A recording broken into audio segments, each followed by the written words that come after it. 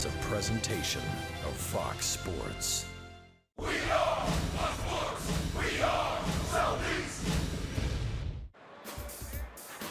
Nick Markakis with a lightning bolt home run.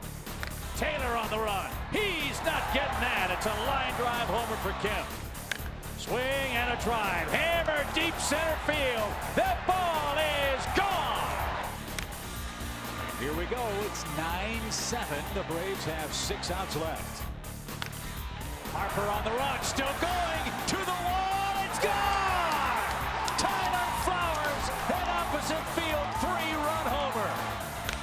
Line drive center field. Ender's on. He's got it, and the Braves have beaten Washington. What a win.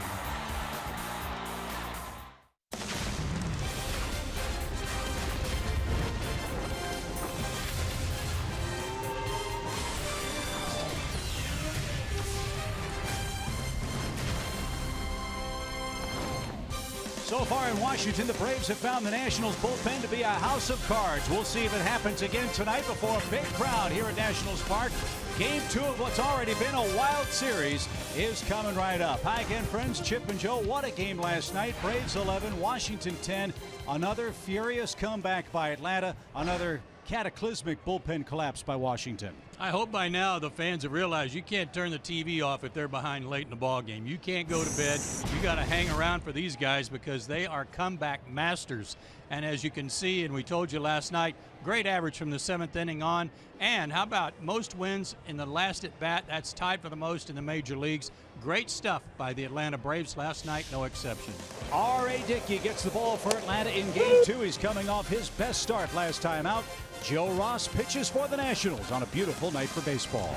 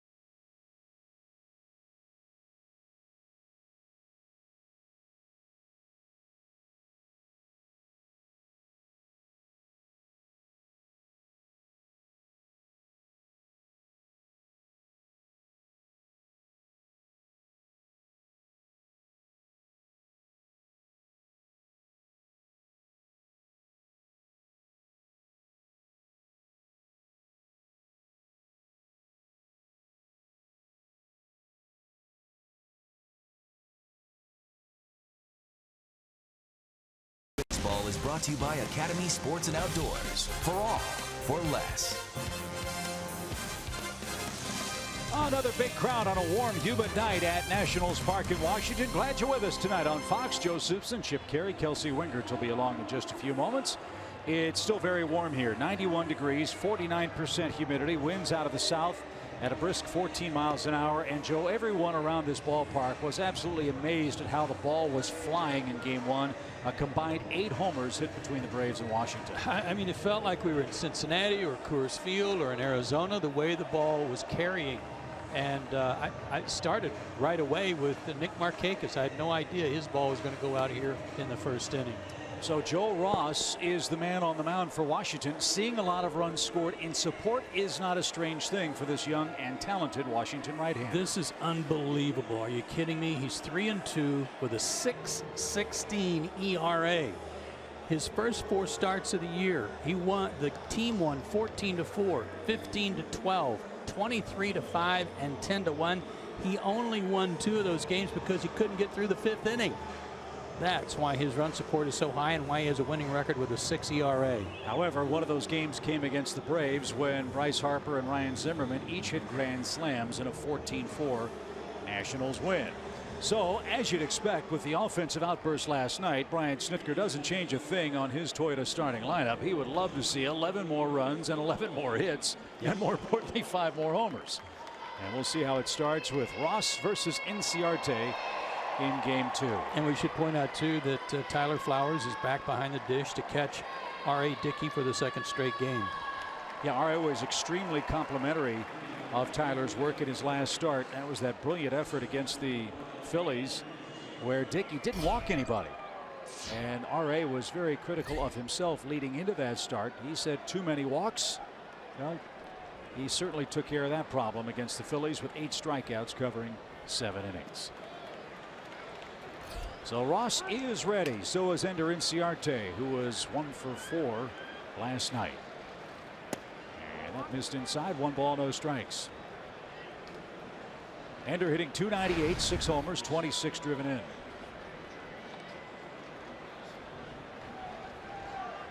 And 2 for 8 against Ross head to head. The pitch is stroked over short. Here we go. A leadoff single for Ender Inciarte. Love it. Now this swing is very reflective, I think, of the way Ender's been swinging the bat because the barrel stays in the zone a long time. It's more of a flat swing than he started the season with. So he stays on playing with the baseball for a very long time, and the intersection has been working out great for Ender. That is his 80th hit. That moves him past Daniel Murphy. And now 10 behind Charlie Blackmon of the Rockies, who leads the National League. Here's Brandon Phillips. Brandon at .288 with 4 homers.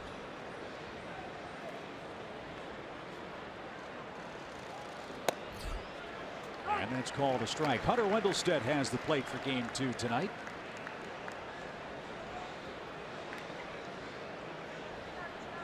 Well, it looks like he's dropped a few pounds. Looks good, doesn't he? Yeah, he looks in good shape.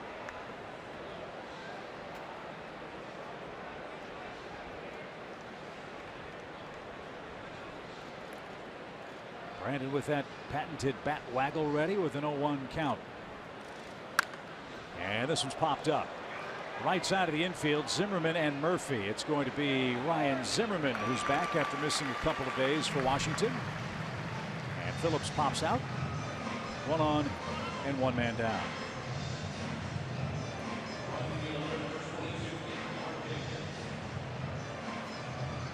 A pair of former Orioles teammates having a laugh, I'm sure, over last night's craziness. Matt Wieters and Nick Markakis squaring off in Game 2. Nick's 2nd home run of the season for Atlanta. Came with 1 out in the 1st inning last night. Kemp followed with a back-to-back solo shot. And it was 3-0 against Steven Strasburg almost immediately.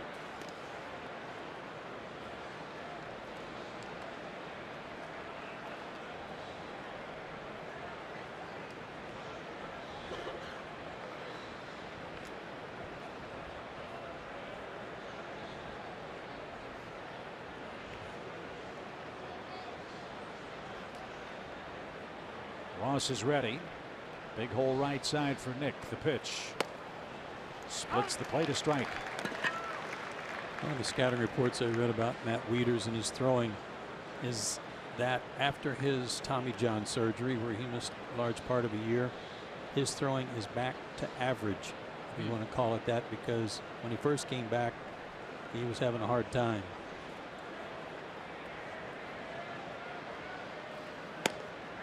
Ross missed the corner. 1 ball, 1 strike. There's a big kid pitching for Washington. Originally a first-round pick of the Padres. They got him in that big 3-team deal that saw Will Myers go to San Diego, Steven Souza to Tampa Bay. Ross was the named player in the deal. Trey Turner was the player to be named later in that deal. What a heist by Mike Rizzo. 1-1. Was walking out of the batter's box as that pitch was being made. Yeah, I don't know if he asked for time and waited too long. Didn't get it.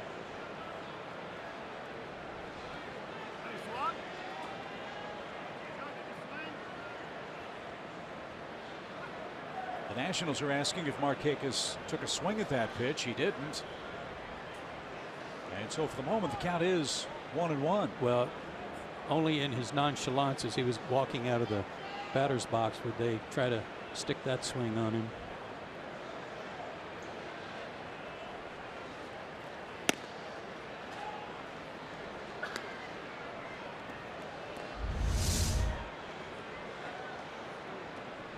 See, and then he just dropped the bat, so I understand their point.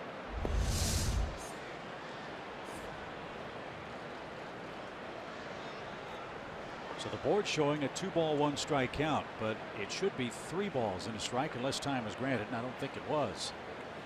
Now they've got it right. It is 3-1. Runner goes, and it's fouled away. Full count pitch coming up from Markakis. Ross sits in the low 90s with his fastball and a slider. Those 2 pitches are his best pitches. He'll use a curve and a changeup, but not too often. Left-handers this year hitting .324 against him. Right-handers .287.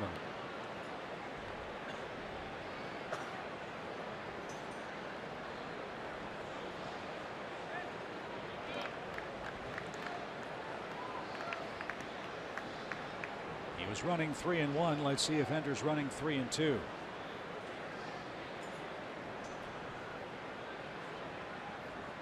He is. And it's smoked to first. Foul ball.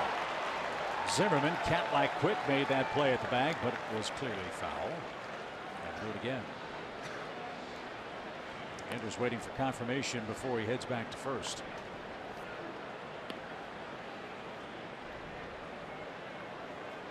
For Ross, his success relies on some movement on his fastball and slider and some tilt on both. On his sinker, it's got to be something other than just lateral movement, and his slider the same. It's got to have some downward tilt on it, or he's going to have a short night. And that's the last thing Washington wants to even think about, is being in the bullpen in the middle innings in game 2. Runner goes again. The pitch is smoked, hit toward Murphy. He'll flip to Turner for 1, and they're able to turn the double play. Boy, that was pretty. Ball was hit so hard it was an easy double play, and Murphy perfectly positioned. Nothing doing in the Atlanta first. R.A. Dickey ready for Atlanta next.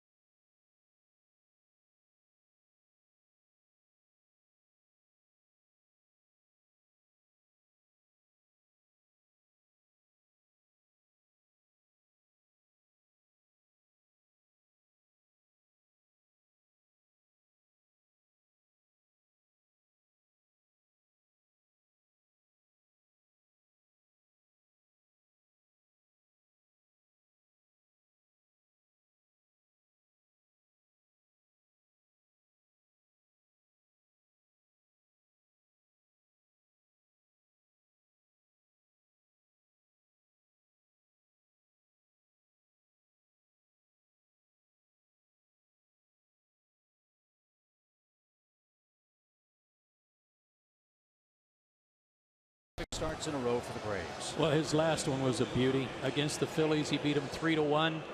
Only 1 run allowed, no walks. First time this year he'd gone through a game with no walks, 8 strikeouts.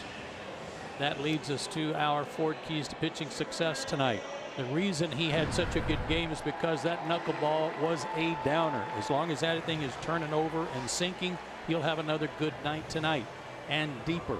This lineup for the Nationals got deeper tonight with Ryan Zimmerman coming back. It pushed everybody down a notch in the lineup, and it's going to be a little tougher tonight than it was even last night when the Nats scored 10 runs. As RA has a loss and a no decision against these guys. The loss came in heartbreaking fashion when Zimmerman homered against him on April 20th. But that's an encouraging sign. A real floater that Trey Turner missed badly. And it's a quick strike one to the Nationals leadoff man. Yeah, it won't be hard to figure out when you watch the flight of this knuckleball. And as long as it's kind of tumbling over like it's going over a waterfall and dropping, you'll have a good night. Turner had a leadoff homer for Washington last night. His 2nd of the season and 4th in his career. And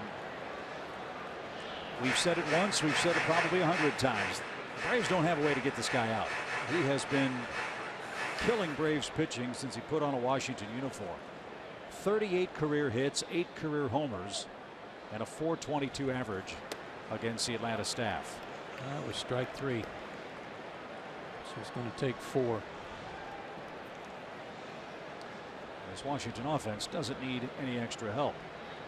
2 balls, 2 strikes.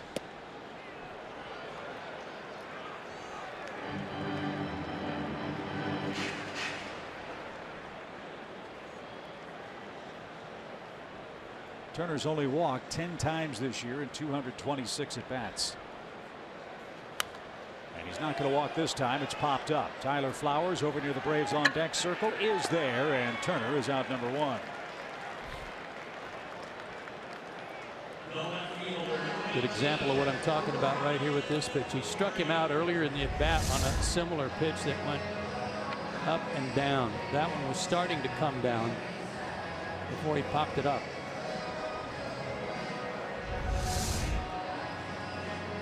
So one of the newest Nats is Ryan Rayburn. They got him from the White Sox on May 26th. And it's a fortuitous acquisition because Rayburn's 4 for 8 in his career against R.A. Dickey. Ryan's been around a while. And he takes high and tight. 1 ball, no strikes. Former Tiger. He's hit double figures in homers several seasons. Kind of a nice right-handed compliment to Adam Lind.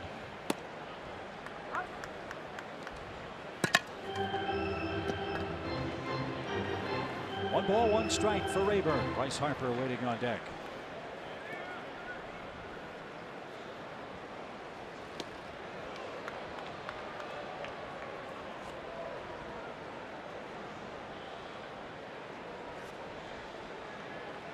Dickey, as you know, works fast.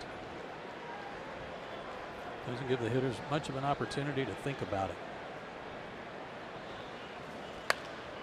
Fly ball well hit to right. Markakis going back. Check the wall. That ball is off against the wall. Rayburn around second. He's going to try for 3.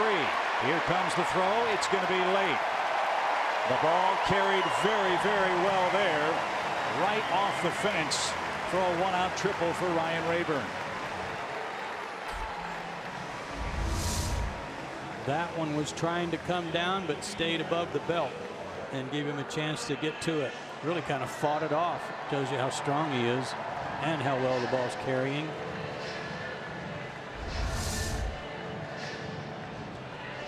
So Rayburn now 5 for 9 against R.A. Dickey. And that brings up Bryce Harper. Harper, you might recall, batted second last night. He's back in his customary 3-hole spot in game 2. The rest of the Toyota starting lineup, they're happy to have Ryan Zimmerman back as well. As we mentioned, he's been out with back problems suffered in Los Angeles. Ground ball to second. Harper is going to get an RBI, and it's 1-0 Washington.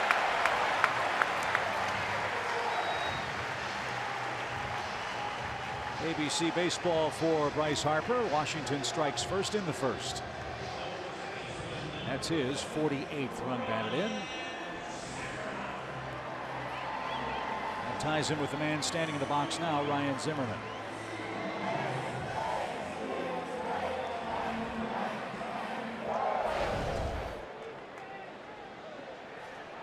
And Joe Ross right now on pace for a 9-run supported game.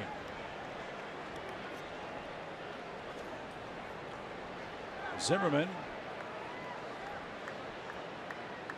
12 for 36 against Dickey with a couple of homers. And a bouncing ball foul. And we'll do it again.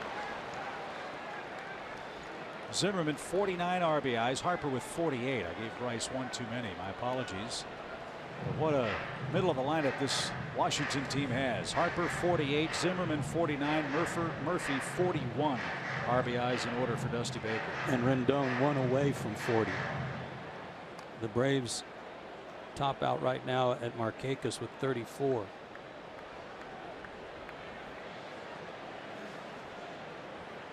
It's an offensive juggernaut.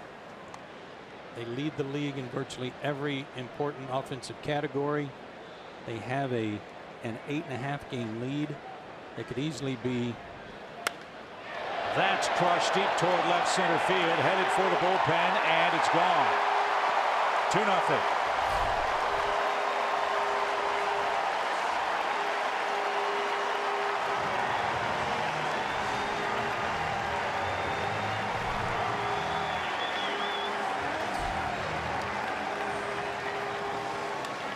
Welcome back to the lineup, Ryan Zimmerman. No problem with his back. Homer at number 18 now. He's got 50. That knuckleball that's coming over and diving has got to get down. He's got to punt some way, figure out a way to start it lower. It's moving the right direction. It's just up. So if there's any frustrating carryover for the Nationals offense, it's certainly not apparent in the first inning tonight.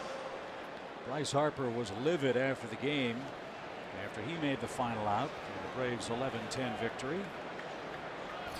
But he and Zimmerman with RBIs already. It's 2-0 for Daniel Murphy, who's third in the league in hitting.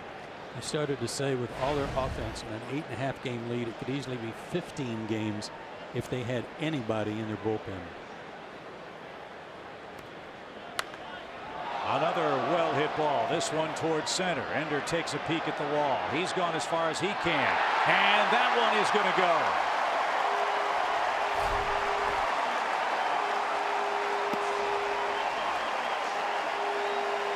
It's Washington's turn to go back-to-back in the first. They lead 3-0. All right, I figured it out. If you want to hit some home runs in this ballpark, show up between 7 and 7:30 because they are flying out of here in the first inning the last two nights. That's 10 homers in 10 innings between these two teams. 10. Man, I thought that was a routine out. So back-to-back solo home runs after the second out of the inning brings up Rendon. And he takes a strike. But I mean, we're up here watching the game from the space shuttle, and the sound of the bat doesn't get to us and for like a 3 count.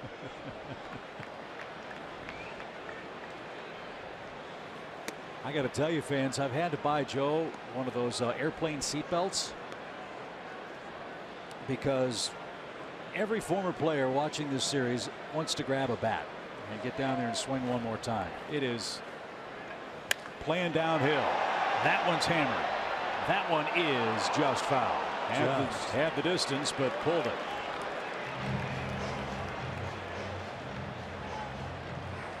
I watched this guy take batting practice tonight, and it's very impressive. He took an 0 for 4 last night, which is rare against the Braves for him. But he just hits line drive after line drive from line to line.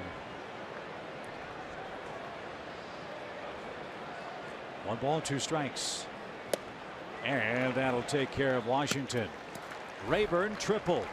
Zimmerman and Murphy homer. And after 1, Washington takes the first lead tonight. It's 3-0. Matt Kemp, Matt Adams, and Tyler Flowers are coming up.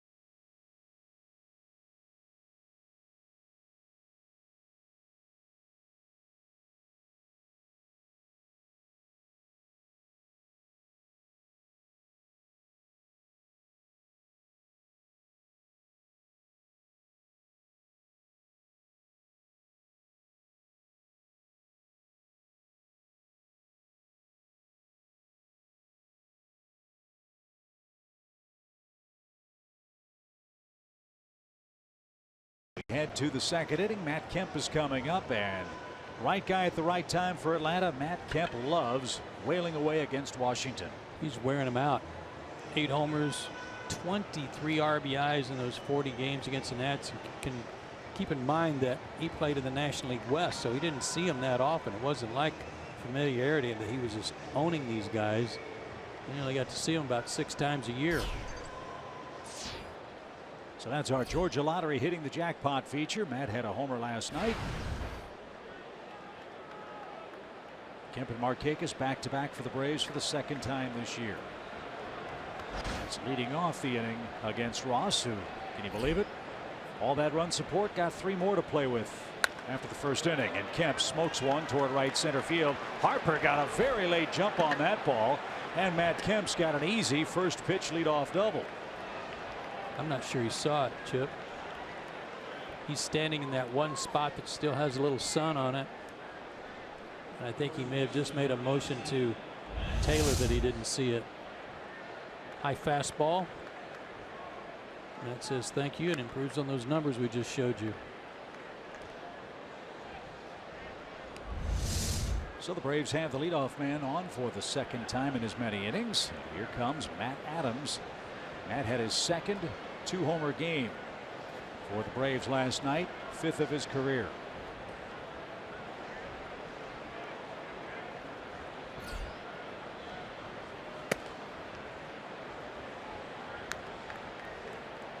Nine homers, 26 driven in for Matt.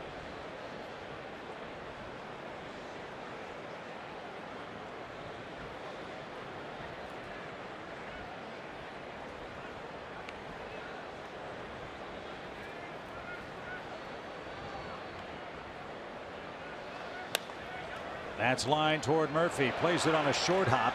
And the throw to first in time for the first out. That's the best of all worlds for Washington. A ball hit on an in-between fashion. No chance for Kemp to advance. And an easy out for Mr. Ross. One away.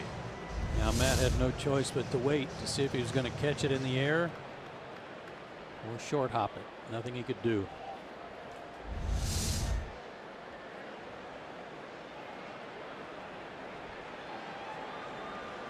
Last night's hitting hero Tyler Flowers, a 3-run homer off Matt Albers.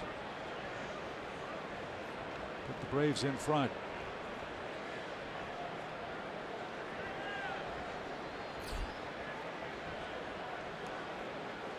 Tyler was 0 for 4 before that 9th inning opposite field shot with 3 strikeouts. And That missed. 1 ball, no strikes. I was asking Kevin Seitzer, the hitting coach, and Jose Castro, the assistant hitting coach. I said, "That seemed feel like a 4-hour game to you guys last night?" And they said, "No, it didn't to us." And Tyler Flowers is staying there. He says, "Ask me." Good point. I'll bet he lost 7 or 8 pounds on the hot, muggy night last night. That's one of those classic examples of time of game versus pace of game. It was action. Great managerial decisions had to be made. Pitching changes that were meaningful. It was just a very exciting major league game last night that went Atlanta's way. In an official 3 hours and 49 minutes. Kemp at second, 1 out, 3-0 Washington. Back-to-back homers by Zimmerman and Murphy.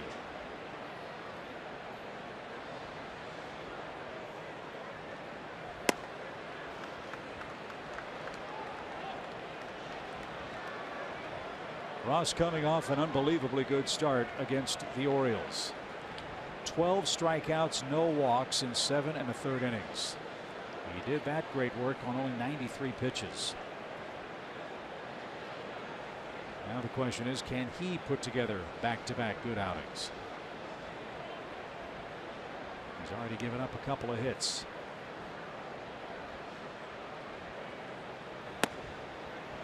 And he just walked Tyler Flowers with a 3-0 lead, and that brings the tying run to the plate. So there's a walk. That game against the Orioles was a makeup game from a rainout, and the Orioles had to come in here and play just one game, and all reports were that they did not want to be here.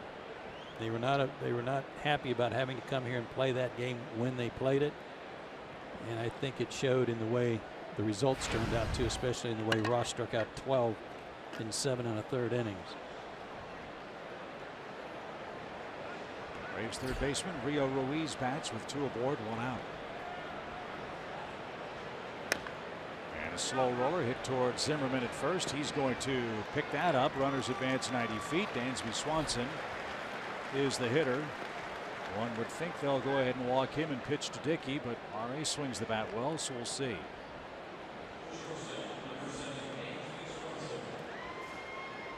Dusty's up off his seat.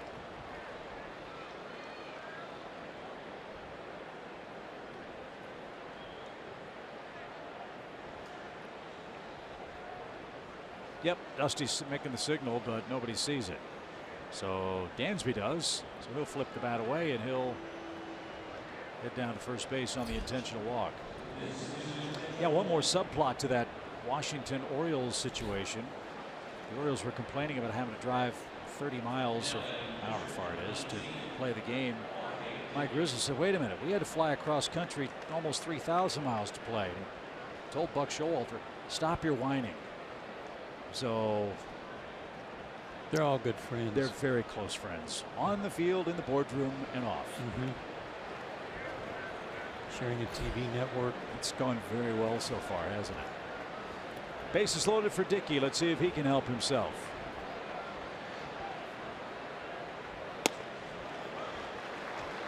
Strike 1.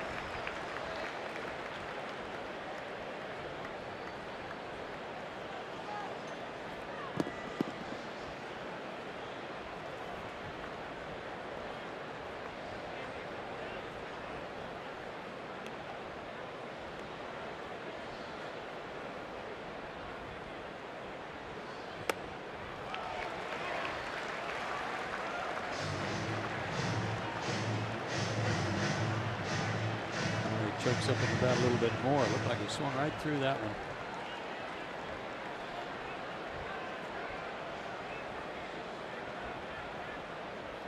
Outfield has come in almost softball depth. No balls, 2 strikes. And Dickey keeps the at bat alive.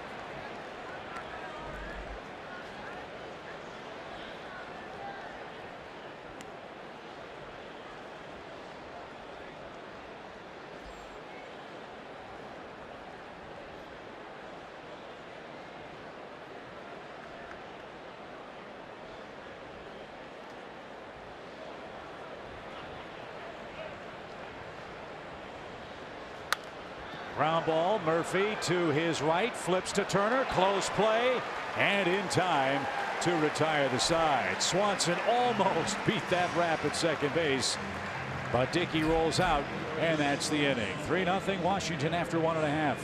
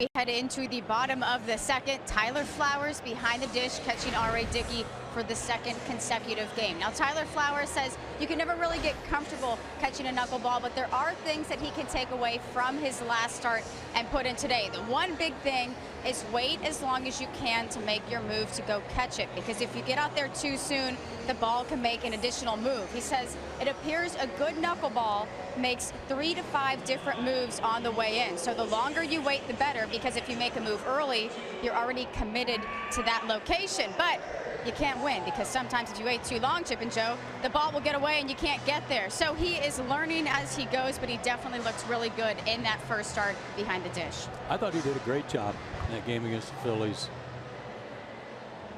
Yeah, the other day in Atlanta, we had Bruce Benedict at the ballpark. Bruce was in town scouting, and we asked him, what is the secret? And many of the points you just made, Kelsey, were those that Bruce Benedict said. He tried to keep the glove right at the chest and let the ball catch him almost. Yeah, don't reach for it, he said. So we'll see what happens. Let's see if Dickey can get the ball down this inning as Matt Wieters starts for the Nationals. Wieters drove in a run last night. He's got 23 RBIs. He's the 7th place hitter and starts the Nationals second. Base is empty. A little low, even count.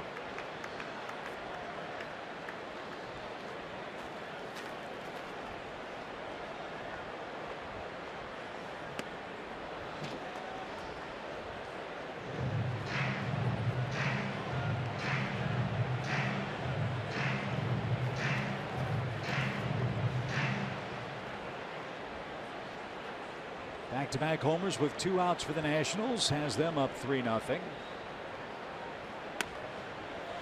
cued out of play left side by Wieters. A ball and 2 strikes.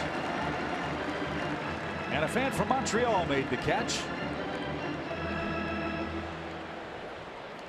Nationals always draw well from Quebec. And a swing and a miss. Wieters will jog to first, but he'll be out by 40 feet, 1 away.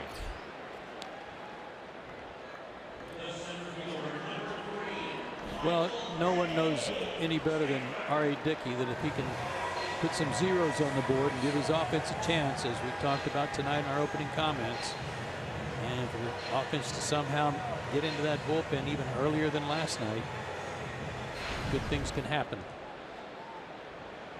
Good things happened for Michael Taylor last night. Had 3 hits and 5 tries. He's going to pop on the infield this time. Foul ground, Adams. He's got it. 2 outs. Remember, Taylor's playing for Adam Eaton, a man that they paid a king's ransom to acquire from the Chicago White Sox, including their top pitching prospects. Eaton blew out his knee, and I'm not second guessing the move, but in hindsight, you look at the way things have gone for Dusty's club this year. How much better would they be with those pitching prospects pitching here and Taylor playing every day in center field? Oh, sure. That 20/20 vision is pretty good in hindsight, but it also cramps their style a little bit in trying to acquire help for their bullpen, in that some of their best stock went to Chicago. Joe Ross with a couple of hits this year, 7 strikeouts and 17 at bats. Quickly behind 0-2. Washington 8.5 games in front of the Mets. They're tied with the Cubs tonight at Citi Field, 1-1. And a shot down the first base line. R.A. Dickey can't believe it. So Ross with an excuse me single picks up the 4th Nationals hit and turns things over to Trey Turner. That was kind of a lateral knuckleball, so he was able to follow it a little better.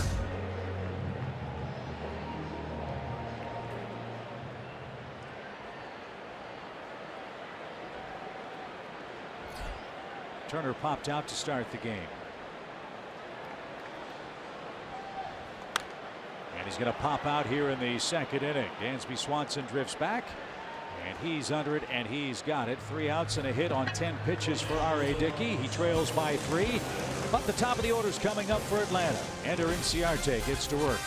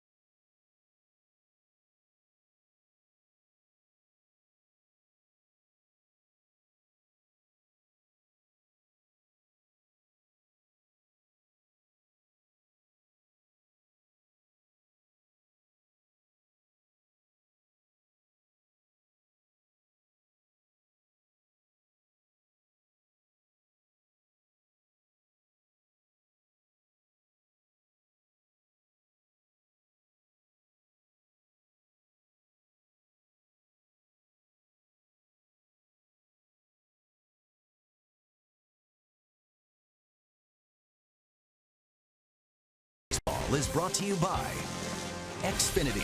Xfinity X1 will change the way you experience TV. And by Delta Airlines. Tonight we are participating in the Home Run Challenge. Every home run and strikeout tonight raises money for prostate cancer research. Since June 1st, over $2.6 million has been raised in the challenge, and you can make a pledge by going to homerunchallenege.org. Already 2 homers in game 2. Sadly, they're both by the Nationals, making it a 3-0 game. Let's see if the Braves have better luck against Mr. Ross, 2nd time through the order.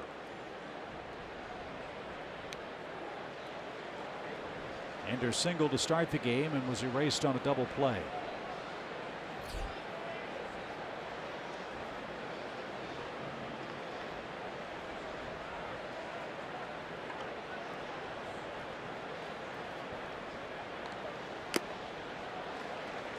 Tipped and caught by Wieters, strike 1.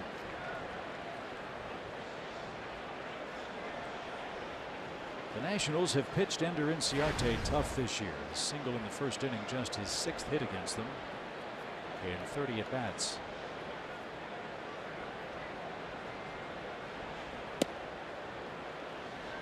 Yeah, they've done a really good job of keeping him off the bases. Not just from a hitting standpoint, they haven't walked him much either. Mike Maddox, the Nationals pitching coach, looks on as the pitch is unfurled and missed inside, ball 2.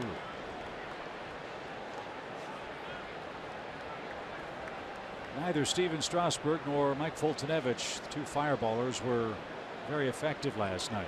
Mike gave up 8 runs. Strasburg gave up 6.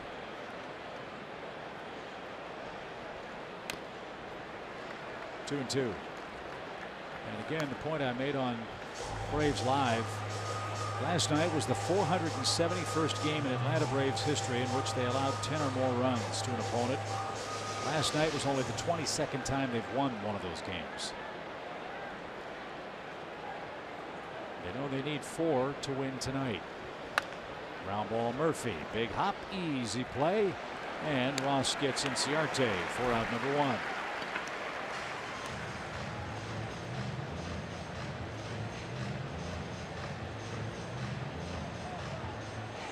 Ross has been efficient, much like he was against the Braves in Atlanta. Of course, he got a gigantic lead in that game on April 19th. It was his first start of the season.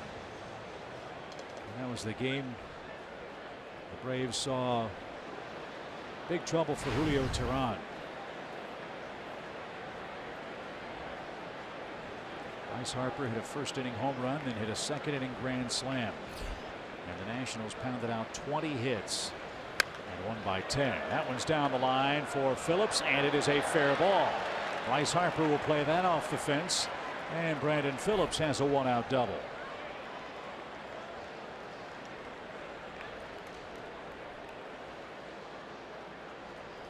Braves need to get him around now. Fastball smoked, you might say.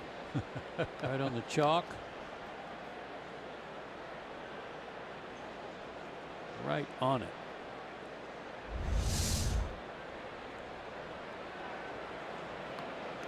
So right guy in the right spot, we hope. Nick Markakis hit it sharply, but right to Murphy for a double play his first time up.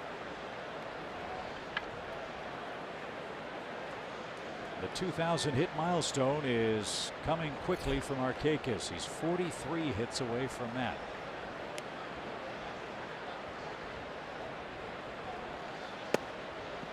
We show you some splits on pitchers in their first 3 innings, middle 3, etc. This is one we hadn't seen before. This guy, first through 3rd inning, has a hard time getting out of it. 7 ERA early. Drops down a little bit in the middle innings. Hasn't pitched that much in the 7th and beyond. But again, he came in with a 6 ERA and he's 3-2. So which is more indicative of how well Ross has pitched? The high ERA, the 3 wins, or the fact that he's getting 12 runs to support a game? Yeah, the support. Already a 3-0 lead. And a 1-0 count for Markakis. The 2 losses that I mentioned in games where he got double-digit run support, where he wasn't able to get through the 5th inning. That's why his ERA is high, and that's why he doesn't have wins in those contests. They covered for him. But a real good example why you would want to pitch for Washington with this offense. You bet. 1 ball, 1 strike. Phillips a big lead. The pitch.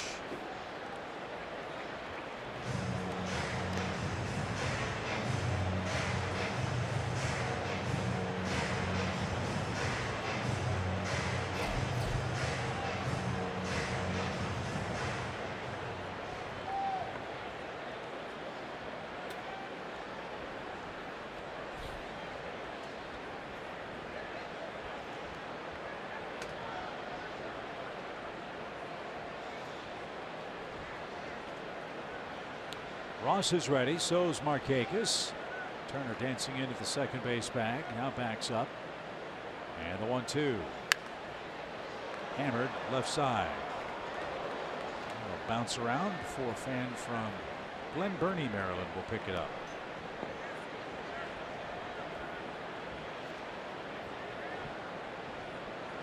I'll have to look Glen Burnie up. I don't know who he is.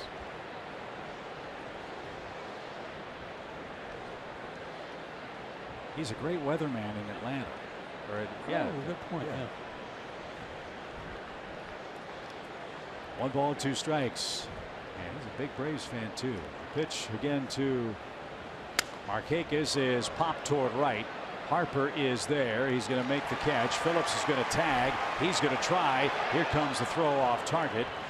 And Phillips at third with 2 outs.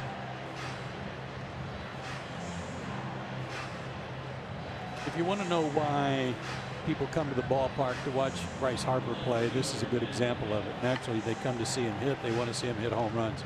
But he's also got an outstanding throwing arm.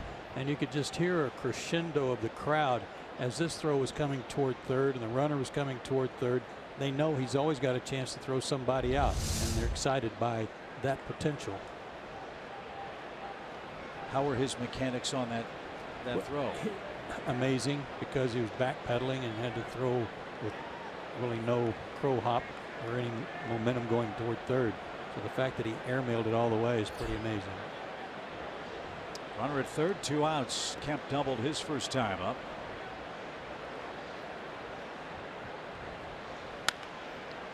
This one's poked to the right side. That's out of play. Strike 1. The double for Kemp was aided by the fact that I think you're right. It's very bright and sunny in the right field pasture where Harper plays. I don't think he saw the ball immediately off the bat. By the time he reacted, it had scooted past him. So that picked up double number 19. Try to help the Braves pick up a 2-out run here. Pitch.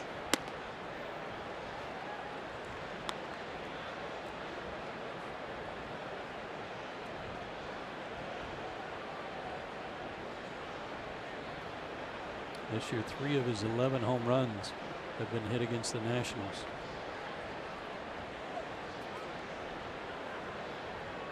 One ball, 1 strike.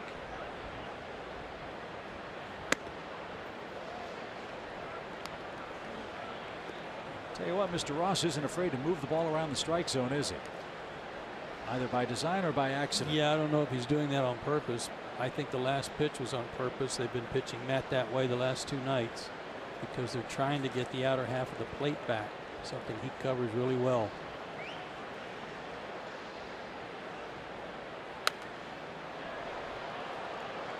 Two balls, 2 strikes now. Got away with a high slider there.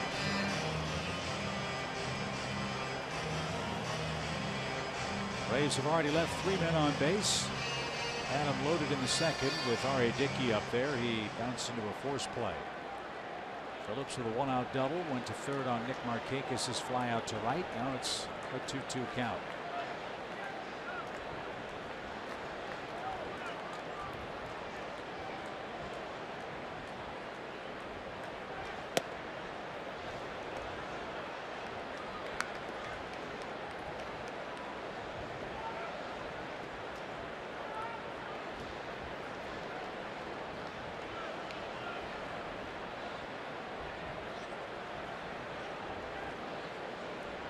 Pitch number 17 coming up for Ross in the inning. Let's see if he gives in here and tries to throw a strike to Matt.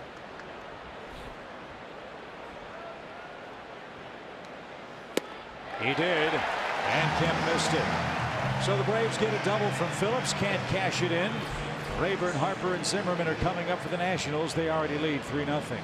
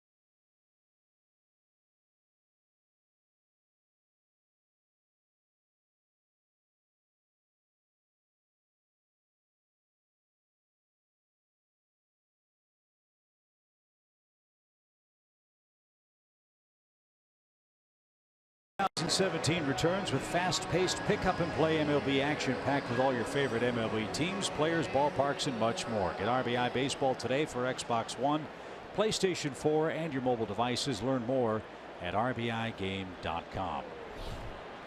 I would have no more chance of figuring out how to play those games on a game console than I have walking on the moon. This one's rolled foul out of play by Rayburn, who tripled and scored the first Nationals run.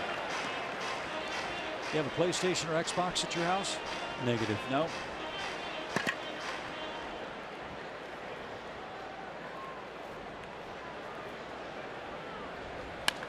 Pulled foul.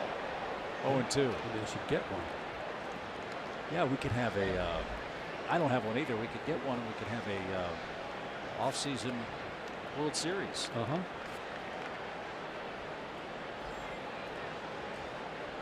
He's a happy fan. See if Dickey can finish off Rayburn here and get the third inning off to a good start. With all the thunder coming up, always a good idea to get that first batter. Good pitch. You see the spots there on Fox Tracks. He's getting the knuckleball down a little bit this inning.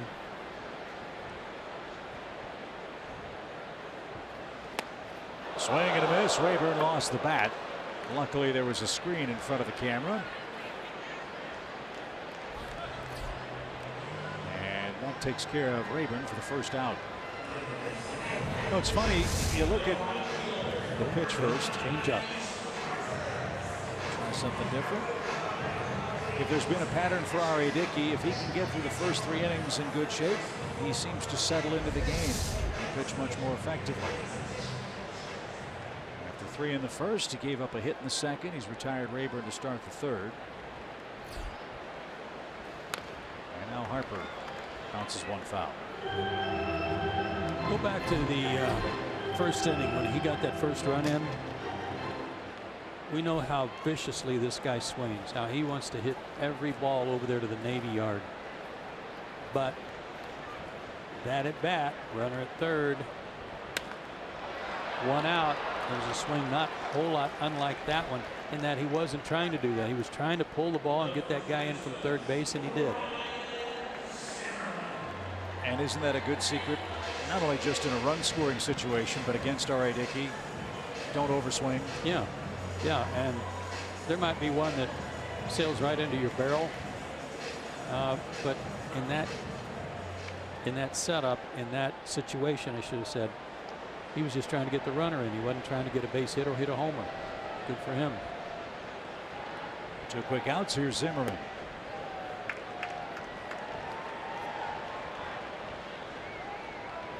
This man has had a great career. Washington will be very careful with him. Got to keep him healthy. And that has been a problem for Ryan Zimmerman, unfortunately. Starting in 2014, just 61 games, 95 games in 2015, 115 games last year. All kinds of organizational records set or about to be set, including probably most days on the DL. Yeah. This one's popped up. Kemp in left, in CRT in center. Who wants it? It'll be Ender. He's got it. R.A. Dickey has his first perfect inning in the game. That's an encouraging sign. 5, 6, 7, I'm told, are coming up for the Braves in the 4th inning. Adams, Flowers, and Rio Ruiz.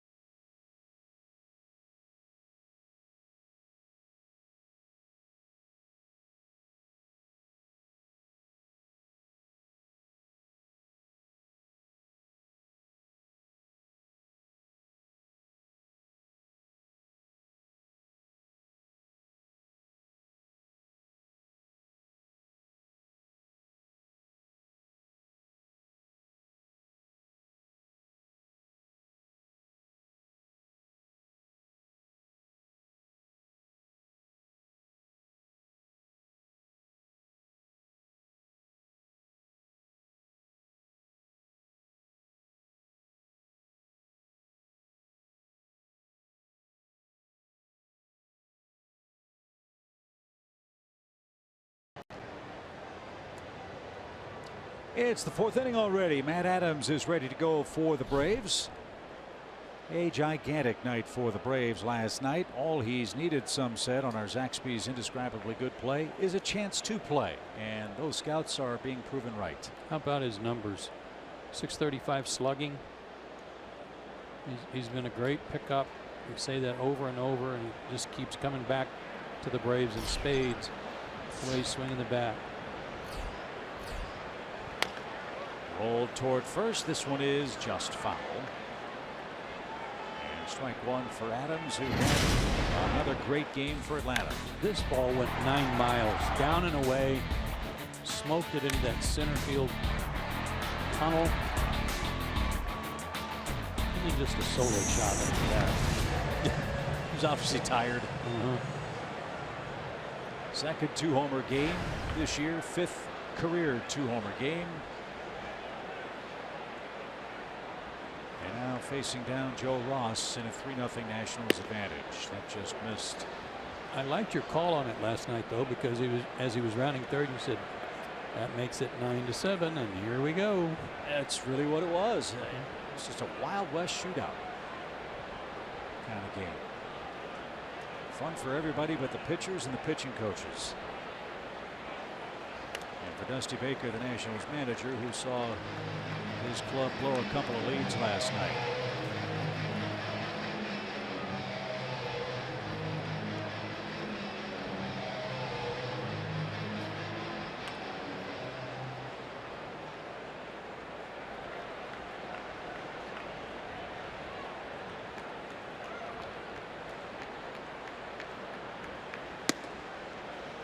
That missed inside for Matt. 2 balls, 2 strikes. First finals in today. The Cardinals shut out Milwaukee 6-0 in St. Louis. First game of a doubleheader.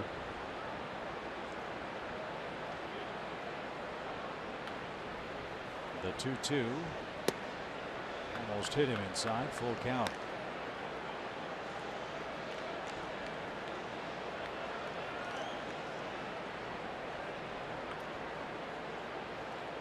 Brewers struggling a bit. Jonathan Villar placed on the DL. He's got a bad back. Payoff pitch. And Adams smokes one into center field, and that almost caught Ross on the way by. That'll get your attention. Leadoff single.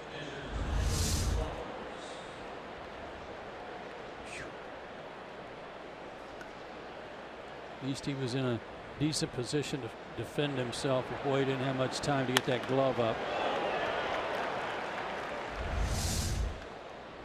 Leadoff man on again. 3 of the first 4 innings now for the Braves. Tyler Flowers is coming up.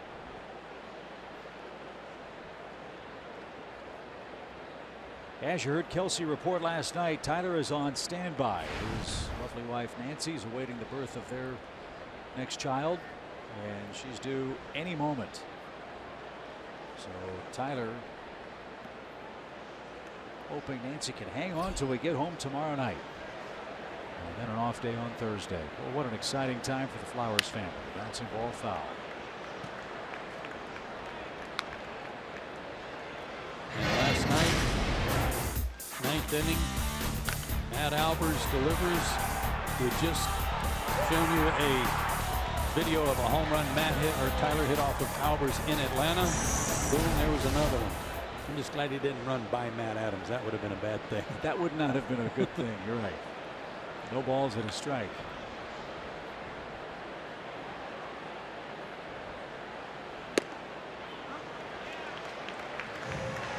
Just like that, it's 0-2. Got a good high strike call there, it looked like.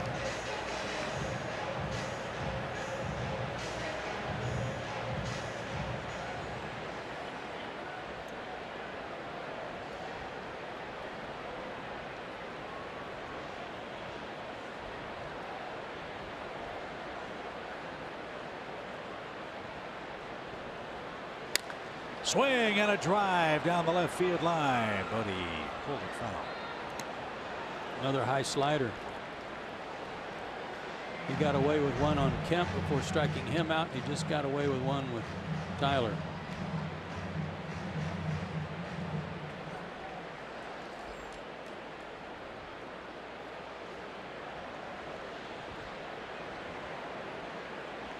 Ross about to make his 50th pitch.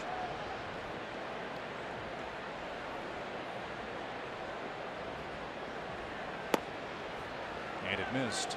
Good try though. 1 ball, 2 strikes.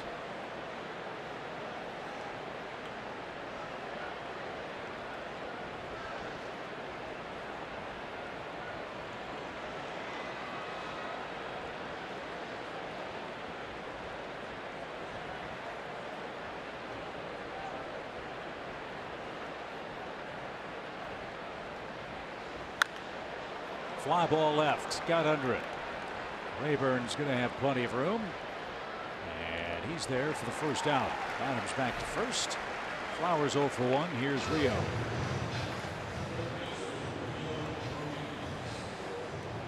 Back in the second inning, when the Braves left the bases loaded, Rio came up with runners at first and second. And I'm the first to admit that I love aggressive hitters. I love guys that get in there and get after it. Jump on that first pitch fastball if they get one. But Rio, you know, it's kind of his first time through the league, and he hasn't seen Ross unless he saw him in the minor leagues. So I'm not privy to that.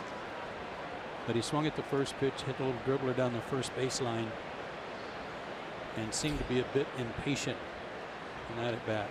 And that's a bad thing to be when you're in a 4 for 35 rut, which is where Rio is, including his ground out in the second inning. Yeah, but you know what? He hit the ball hard a couple of times last night, so he's feeling good coming into this game. And that big double off the wall, scored a run. Hit one hard off of Lynn's knee last night, late. So he's feeling confident coming into this game. But first and second, 1 out. At least personally, I would like to have seen him see a pitch out of his hand first before he got after it. Rio's got a home run against Washington. It came against Max Scherzer. He's ahead, 2 balls, no strikes. Good changeup in a good spot.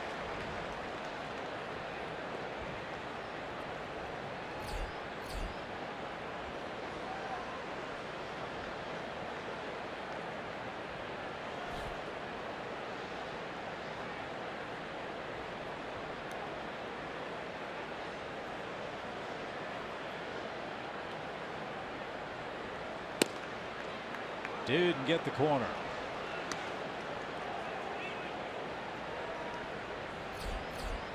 Dansby's next.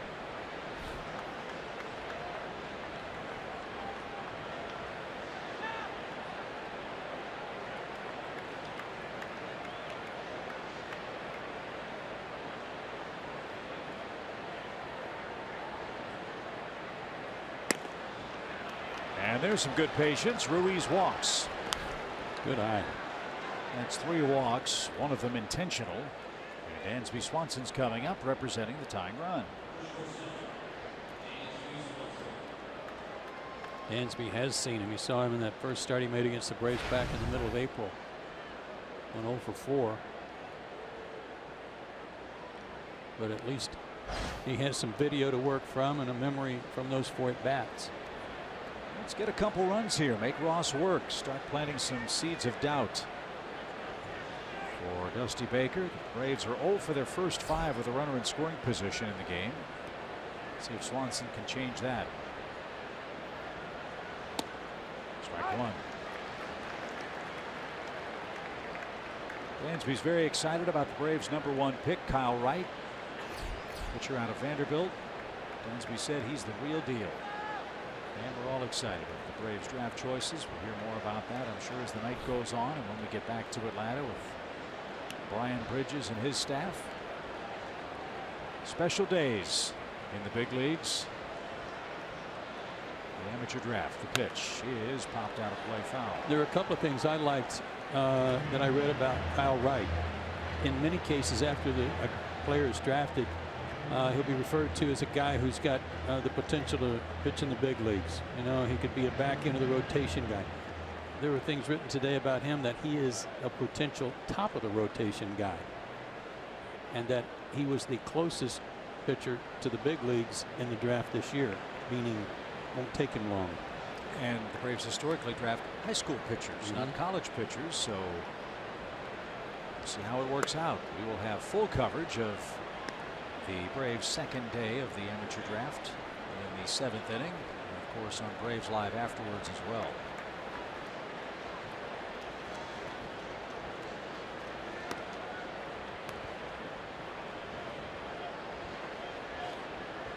One ball, 2 strikes for Dansby.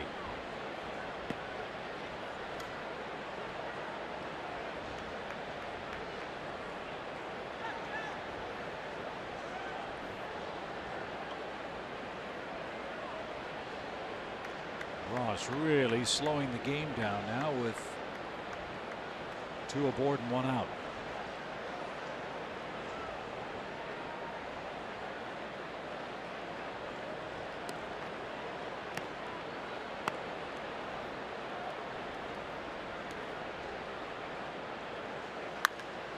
Well hit toward the gap in right center field. That ball is going to get down and roll to the wall. Here comes Adams around third. Ruiz hot on his tail. Here comes a throw to the plate. He's going to be safe. Dansby doubles home 2. It's a 1-run game. Man, oh man, did he get up on top of one.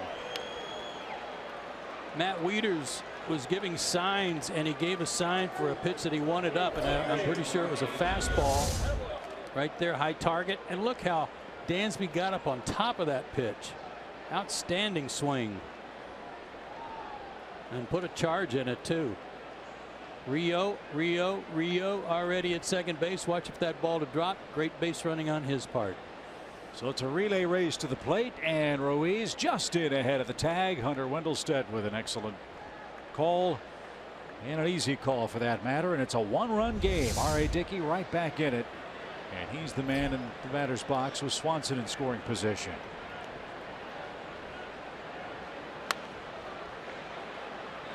Zimmerman will give chase, won't have a play. So the Braves make the most of their first hit with a runner in scoring position. Dansby Swanson now with 29 RBIs. And Ross indeed is having to throw a lot of pitches here in the 4th inning. Love it. Hot night. He's about to make his 22nd pitch, and he's only got 1 out.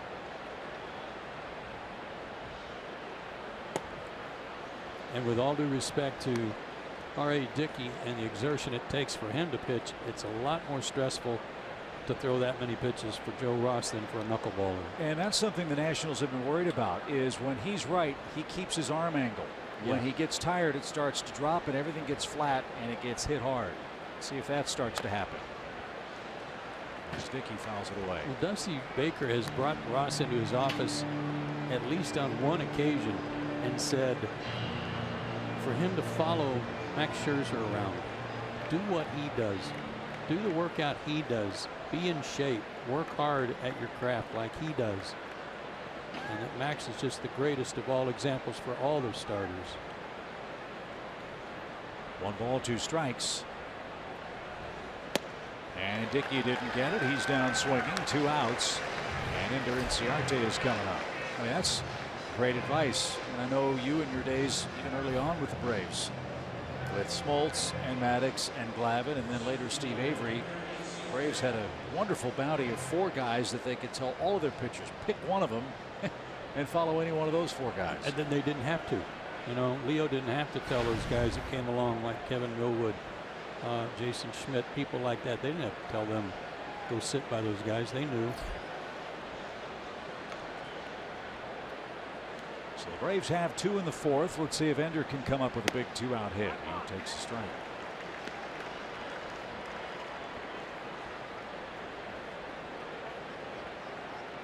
Dansby Swanson got R.A. Dickey right back in the game. It's 3-2.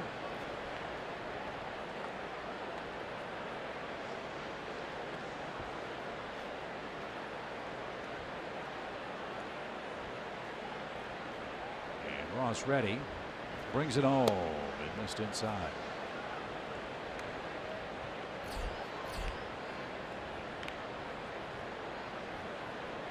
He's going to need 27 pitches at least to get out of this inning.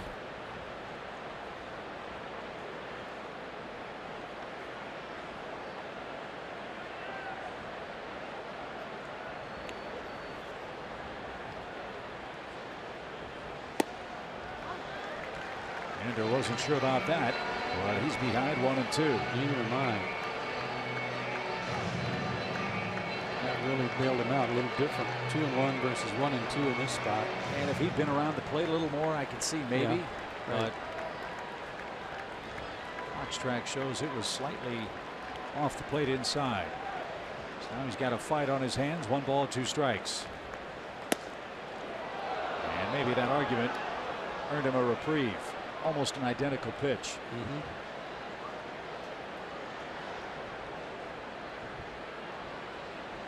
Had a lot of guts to take it after it had been called already.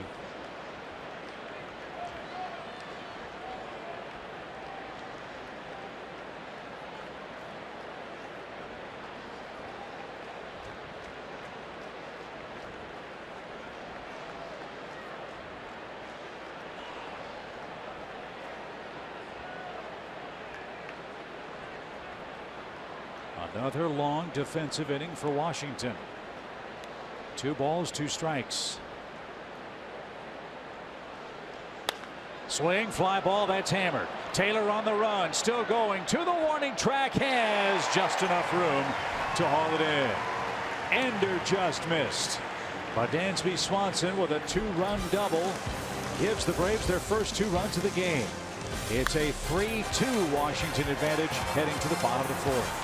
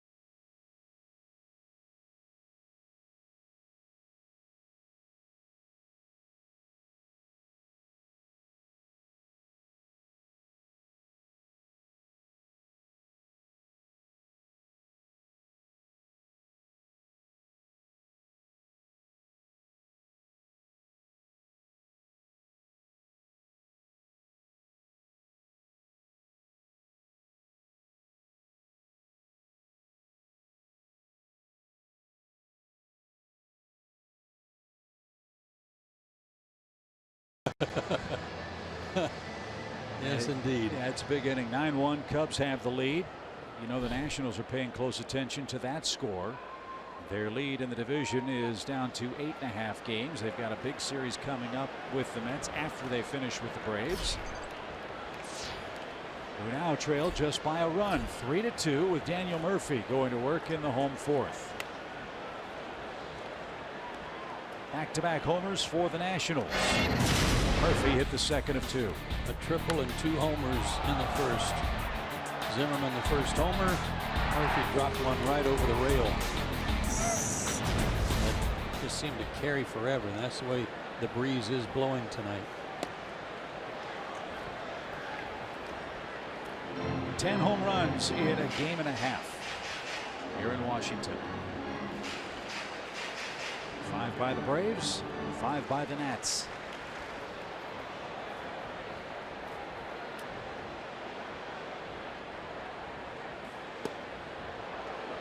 Have you ever thought of this ballpark as kind of a home run haven before? I really haven't. That's what everybody was saying, though, that Charlie Slows, Bob Carpenter, they cover the Nationals 81 times a year here, and they said when it gets really hot like it was yesterday and again today, it's a very cozy place to hit. I always just thought it was their players. Well, that's probably part of it, too. This one's hit to the right side. Adams, he will lead Dickey. Good play, good coordination. Wow. What gets me is they have kind of that Bermuda Triangle type look in center field, like in Miami. Walls come to a point, and then it goes straight across, and you've got the high wall. So, and not to make excuses from our vantage point, it's hard to judge the trajectory of the ball. You really have to watch the outfielders and see what they do to see if the ball's carrying or not. You can see there to the left of your screen, though, it's only 377 to the bullpen and the gap in left center. Here we are. That was from our helicopter cam.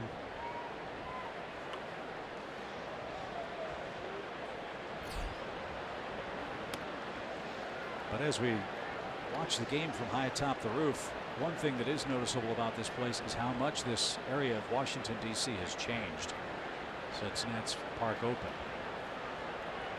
The development, the condos, the shops, the restaurants, the bars. I mean, it is a totally different place. I don't know, when did this open? 7, 8 years ago? That sounds about right.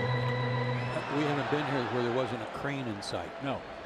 It's incredible. And there's 3 or 4 more high rises right down Half Street going up, as this stadium has truly transformed the Naval Yard area in Washington, D.C. It's great. It's a great place to watch a game. Young crowd, they're into it. They draw well. A little tired of the NATS Nats cheer, but that's come up with something original, you know, steal everything. Here we go. 1-2 pitch. It was cut off and missed. Rendon is down on strikes. No, the president's race. Yeah, that's class. That's class. That's good. Everybody else has stolen stuff from them on that. Correct. Yeah. I'd like to see a few more presidents. I mean, why not get all 45 of them out there every day and let them run? Stampede. Have a free-for-all. See what happens. Yeah. As Dickey's got his 4th strikeout, Wieters is the batter. And he takes a strike. Now that part of it's very clever, and it's so fitting that the team name here is the Nationals way back when, in the early days of professional baseball. This one's hammered deep toward right. Markakis is gonna catch this one shy of the wall. Ball's not carrying quite as much now that the sun has dipped below the horizon. Dickey has a perfect 3rd and 4th, and the Braves go back to work in the 5th.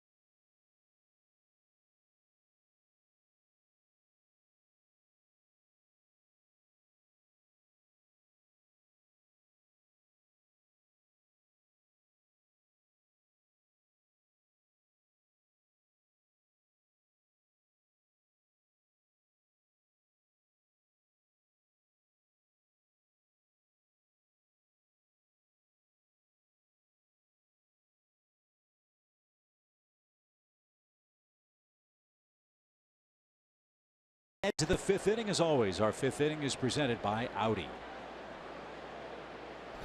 Very contemporary, glassy exterior on this ballpark.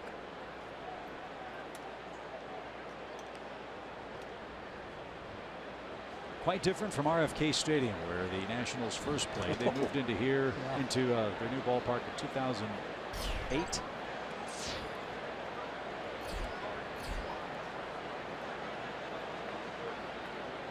As Brandon Phillips leads off. I believe the Braves played the first game against the Nationals in regular season play. It was a Sunday night game, and Ryan Zimmerman hit a game-ending walk-off home run. Peter Moylan.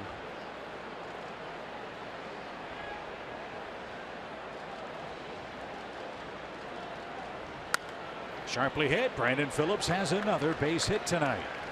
And the Braves are getting the leadoff man on, and all of a sudden Dusty Baker's going to take a walk and start to pace. And now sit down in the top seat of the dugout. Again, I mentioned his two-seamer. If it's not sinking, it's in trouble. And that's been the trouble tonight for him, is that he can't get that ball down. You could say that about Ross and R.A. Dickey. Dickey doesn't throw a sinker, but if his ball isn't dropping, they're going to get whacked. And now 10 hits combined. The Braves have out hit Washington 6-4, trail in the run column 3-2. But the right guys at the right time are coming up.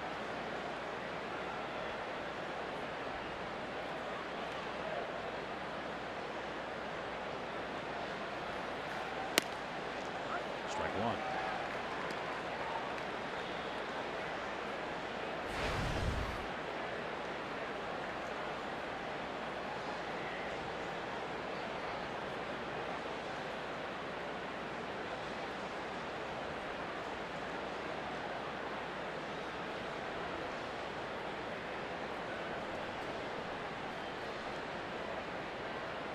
No balls and a strike.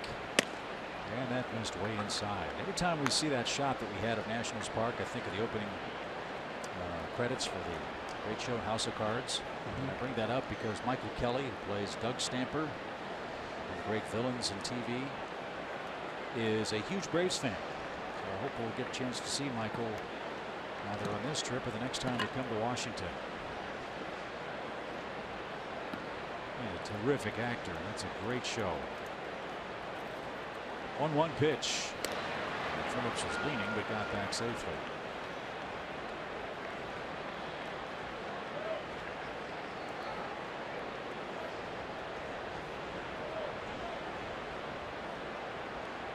Can still see the U.S. Capitol Dome from our vantage point, sandwiched in between all the new high rises we mentioned earlier. And Mount Rushmore. That's exactly right. 1 ball and 1 strike. From Ross to Markakis, here it is. And a liner into center. It's going to be caught by Taylor. And 1 out. If memory serves, last year when we were here, they had all the scaffolding around the Capitol Dome. They were doing the refurbishing work. It's all been taken care of. And with the sun setting and twilight upon us, boy, it looks beautiful. It does. Looks great. Matt Kemp's the batter. He's doubled and struck out. Good ball game again. 3-2. Washington leads it. We're in the 5th. Ross really caught a break last inning when he got Inciarte to fly out because Taylor was playing him a little toward right center. And Ender put a great swing on that pitch. Smoked it. I thought he got it. Yeah, if Taylor's playing a little more toward left center, even a little more straight away, I don't think he gets to that ball over there by the scoreboard.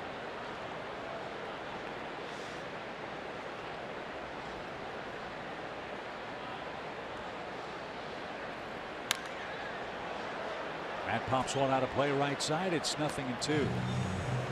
So bottom line is guys in the lineup tonight are getting some good swings. He has struck out 2, but one of those was R.A. Dickey and the other was Matt Kemp. But they're getting some good hacks at him. And we're going to find something out about this kid. This might be the first time all year he's had to pitch in a tight game. Remember, he's got over 12 runs of support per start. He's got a 1-run lead now. And you know the Nationals don't want to go to their pen. Kemp took high, 1 ball, 2 strikes. Talk about being in the proverbial rock and hard place. But you got this young guy on the mound who might run into some trouble, fear of a big inning, and your alternative is to point down there.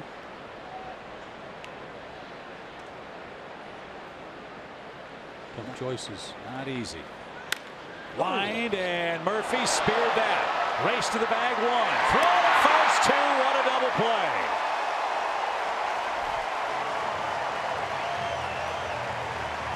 That was incredible. It almost took Ross with it, but Murphy with a backhand Olay grab steps on the bag, throws off stride, doubles up Kemp, and the Braves are out of luck in the 5th.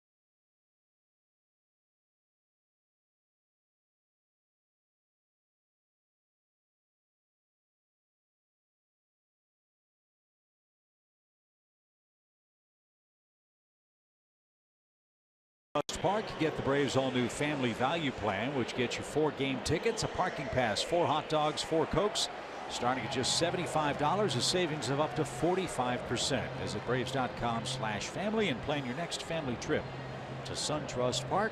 Your next chance to do that is on Friday night.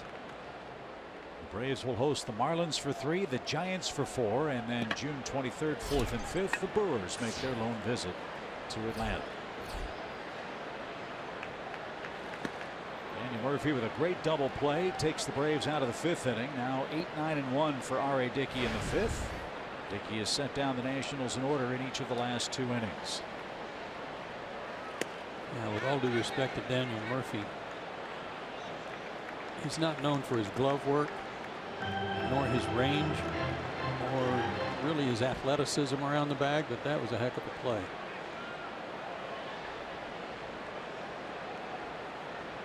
Two balls, no strikes for Michael Taylor. He checked to swing, 3-0.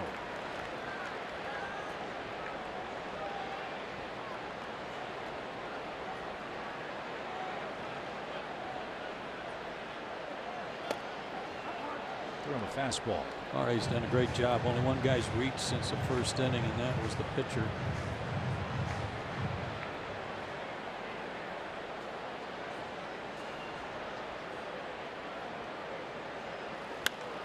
Line towards center. Ender got a great jump. Still coming. He's going to get there and take away a hit from Taylor. Taylor thought he had a base hit, and as soon as he saw Ender catch it, he was standing at the first base bag and gave it the old dag-nabbit. Yeah. Rack of frats. That one too, as Ernie used to say. If there's one nice thing about sitting up here in the space shuttle, it's that you can see the lines that Ender takes to balls, and it is really fun. Great jump. Swing and a miss by Ross, 0-1.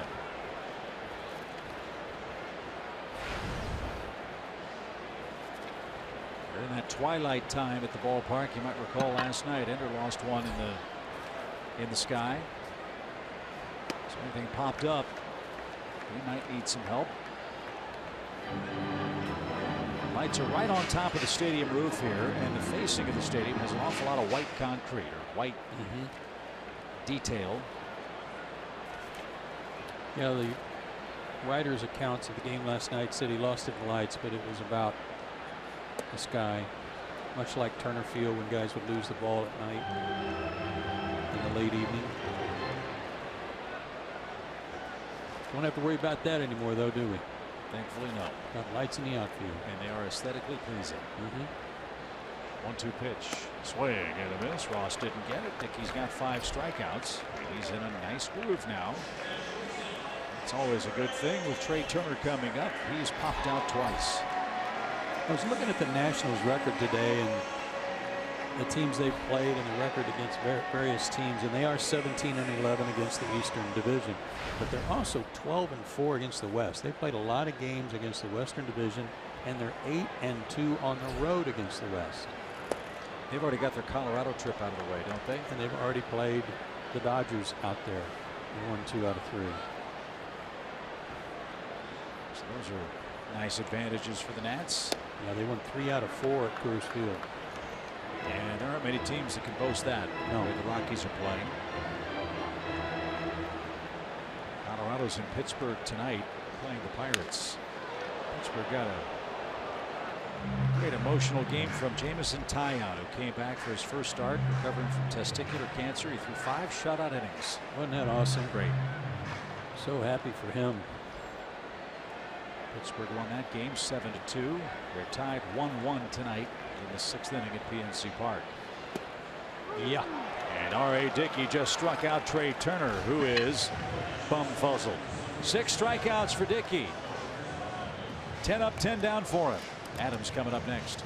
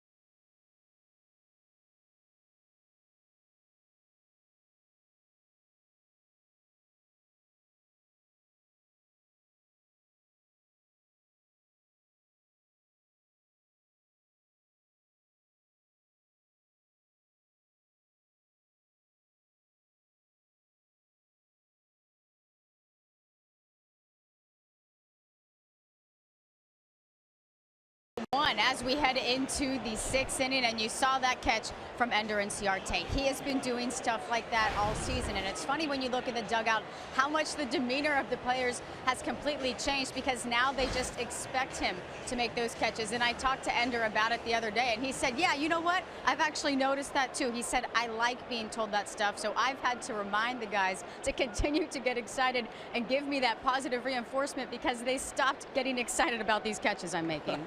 Yeah. That is a great point, Kelsey.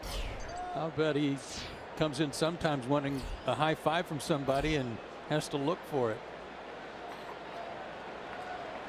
He doesn't have to look far. He just has to find a pitcher. They're looking for him. Matt Adams, guys, 1 out of play, and the 6th inning is underway. 3-2, Washington the lead. Nationals got 3 in the first. The Braves answered with 2 in the 4th, thanks to a Dansby Swanson double. Ross pushing toward his 80th pitch in the game.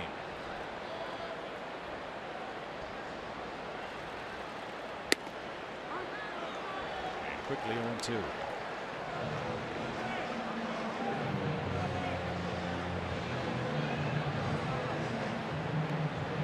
Ross with a couple of strikeouts, one of them to R.A. Dickey, the other to Matt Kemp. Adams singled in the fourth, scored on the Dansby double. Pitch really hit him. Well, he's thrown a pitch there a lot tonight. Yeah, and again, it doesn't have a lot of tilt to it. It's spinning in, sometimes not spinning, it's just spinning, it's not moving, but there's no real tilt to it. That's almost like a cutter, that one.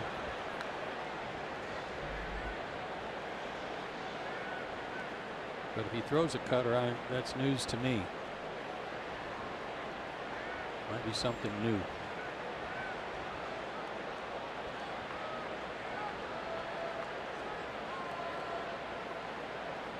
Again, a 1-2 pitch. Lined into right field, headed for the corner. Bryce Harper's going to have to play that off the fence. And Matt Adams has a stand-up double. And again, the Braves have the leadoff man aboard. This is major league stuff here, right here, folks. Watch this, because they pitched him in, and then Weeder says, okay, let's go outside and try to get him out away. They set up away, mistake, middle of the plate. These guys don't miss mistakes in the middle of the plate, especially Matt Adams down and in the middle.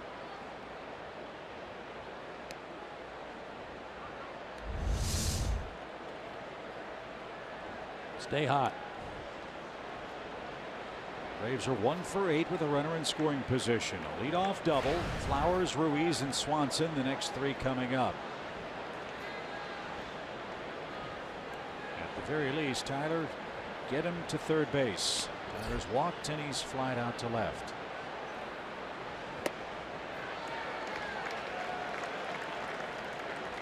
Murphy was really dancing around with that pitch. He was kind of bird dogging Adams at second base, and then as Ross got ready to make his pitch, he sprinted to his left and stopped where he's now standing.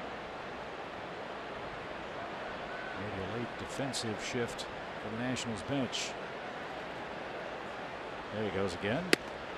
And Flowers took another strike. 0-2. Called some high strikes this inning. That looked like a decent pitch, but he called one out of his zone on Adams that Matt was barking at him about.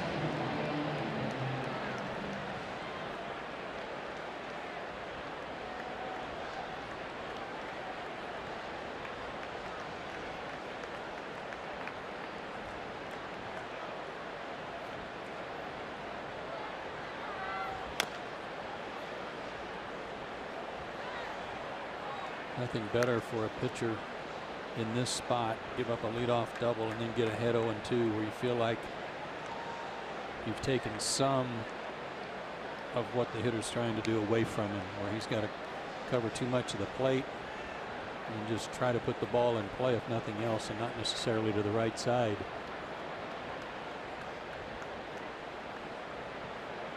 No balls, 2 strikes.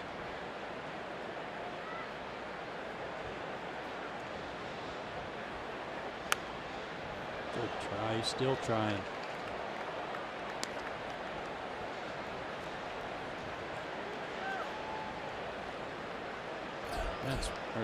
Tyler's very good at keeping his hands inside the baseball and hitting the ball to right center on any at bat.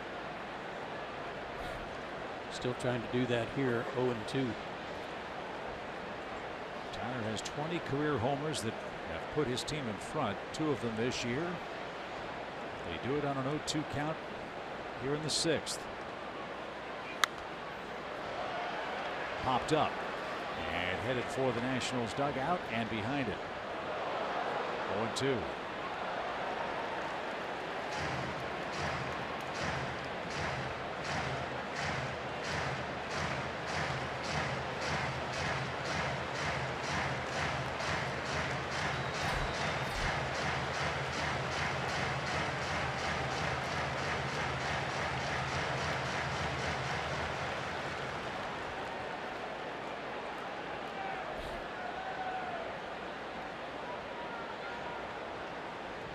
No balls, 2 strikes. Adams a big lead at second. Good try, but it was off the plate. Tough pitch to lay off. Also, if that's what you're trying to do, is still get that guy over. Tried to get him to expand his zone a little bit, and Tyler laid off.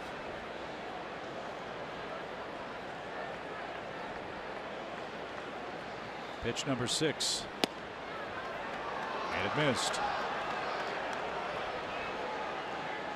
What patience for this Braves club, a team that does not strike out much, and I think that's got Ross a little frustrated. He is not missing by much, but the Braves have excellent plate discipline against him. Yeah, he's wanting him to swing at those last 2 pitches, and he didn't.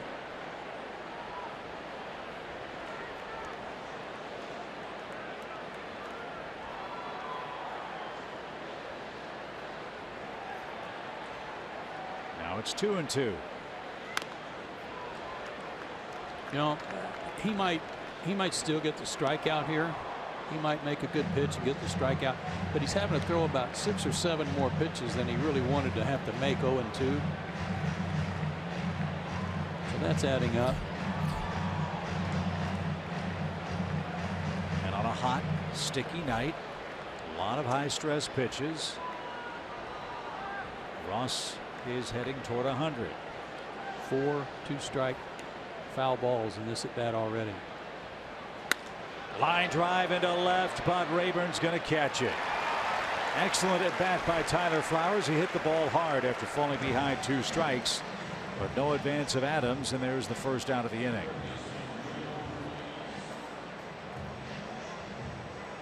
There's another piece of good fortune for Joe Ross. Took a little off that pitch. Might have been a slider. I wasn't sure, but forced Tyler out on his front foot a little bit. He hit it hard, but right at somebody.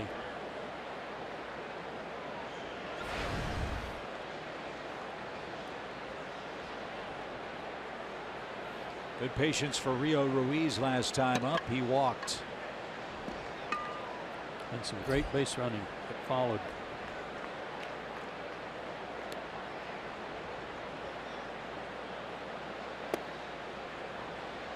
Ball 1.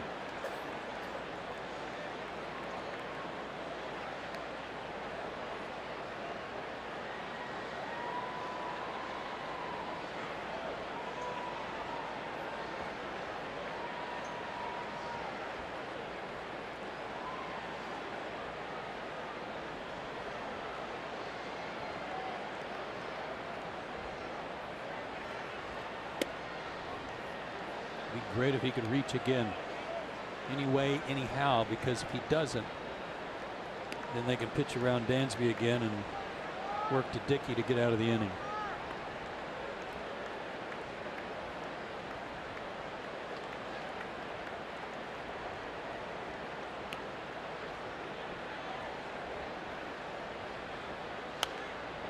Foul back, 2 balls and a strike. Good cut.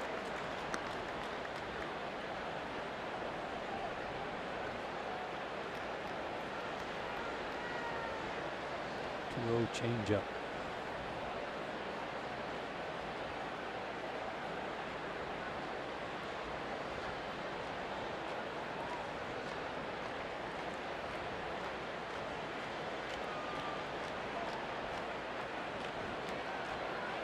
Let's see what the Nats do. 2 balls and a strike now. Swing and a drive. Belted right. Rio goes yard.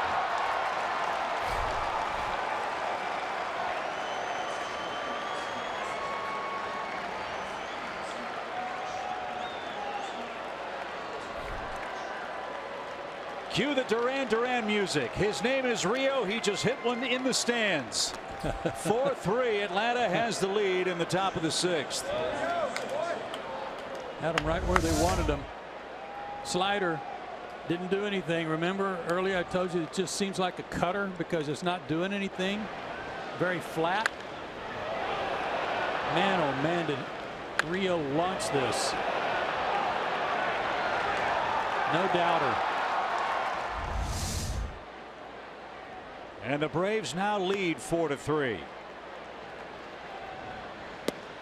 I'd say he did a good job of getting on any way he could, huh? That works. His second career homer. Both have come against the Nationals. One against Scherzer, one against Ross. And all of a sudden the Nationals bullpen is going to have to get busy as Ross approaching 100 pitches. You think they bump into each other down there when they're about to get loose? Did he say me or did he say you? I don't. Well, no. I'm hoping he said you.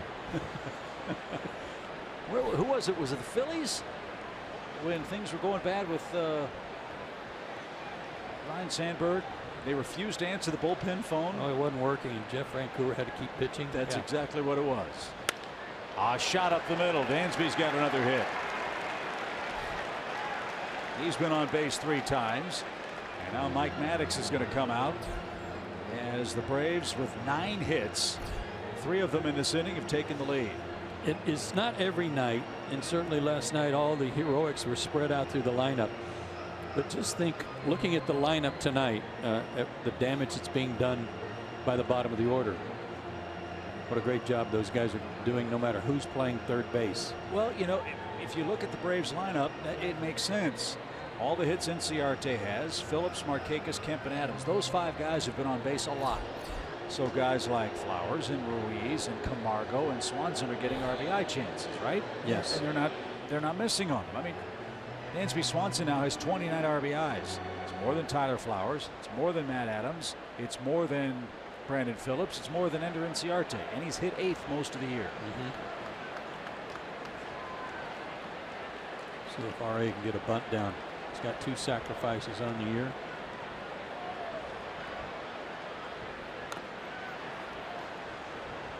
Blake Trinan was the man that originally got up for the Nationals. He sits down. It's Trevor Gott who just came up from AAA, starting to loosen up. The 4th and the 6th, the 2 innings that the Braves have scored. The 4th and the 6th are the 2 innings that Ross has had to work hardest.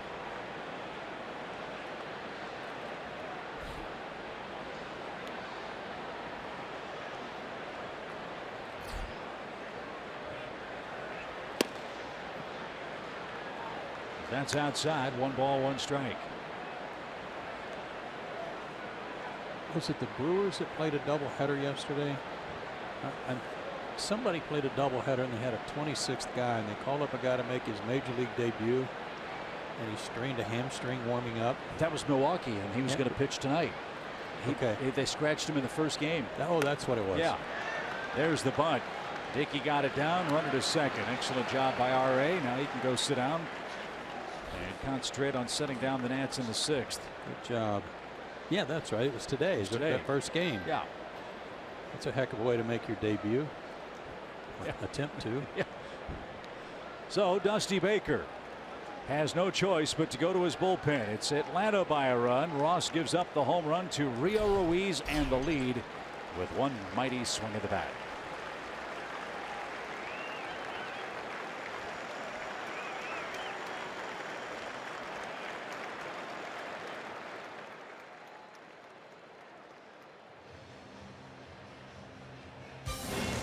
Atlanta Braves baseball is brought to you by your local Ford dealer and the Georgia Lottery.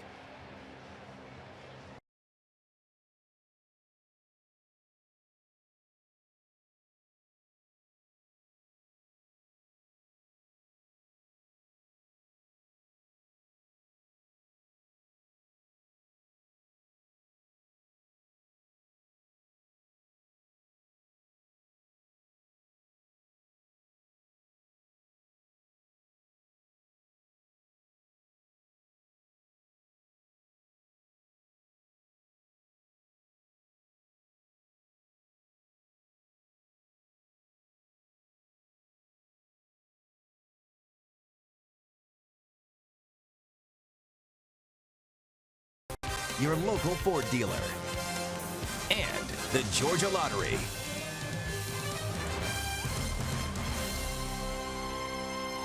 Atlanta leads in game 2 now, 4-3.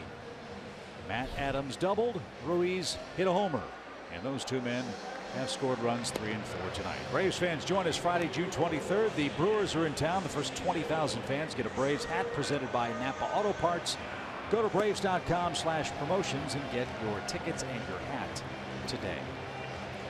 This is Trevor Gott. He just got called up in an effort to try to find somebody to help out in the bullpen. There are his numbers at Syracuse. Good numbers. Not many walks to strikeouts in 30 innings. And throws hard. He's 94 to 97. Slider, curveball, change. See if he uses all those. Most guys, as Tom Glavine said the other night, most guys out of the bullpen don't use all 4. But this is his season debut. I do not know if this is his major league debut. No, he's pitched in the big leagues with the Angels, and last year 9 games with the Nationals, who acquired him from Los Angeles with Michael Brady for Yunel Escobar after the 2015 season.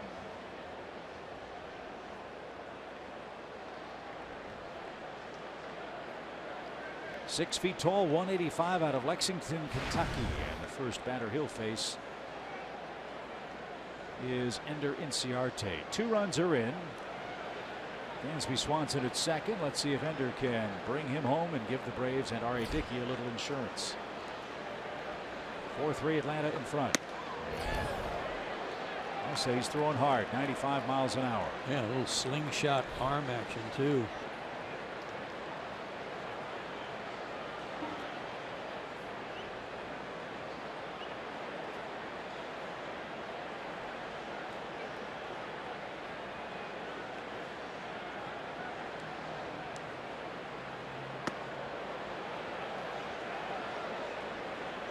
Might have been a cross up there.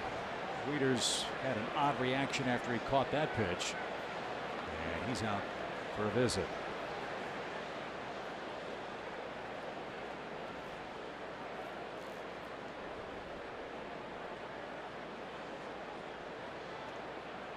Pitched in the big leagues, but definitely some nerves going on right now for him, especially when he knows what he knows about the Nats bullpen.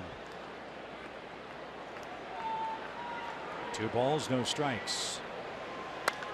Ground ball. That's going to get through for a hit. Here comes Dansby around third. Harper won't be able to make a play.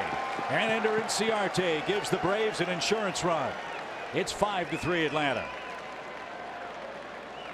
And welcome to the Washington bullpen, Trevor Gott. There's nothing Harper likes better than to show that arm off, but he couldn't get a grip on this one. Ender with another good swing. After the meeting on the mound with the catcher and pitcher, he jumps on the first pitch, gets it through the hole. And let's watch Harper. Couldn't quite get it out of his glove. So a 3-run 6th for the Braves, a 2-run lead. Atlanta with 10 more hits. And here's Brandon Phillips, 2 for 3.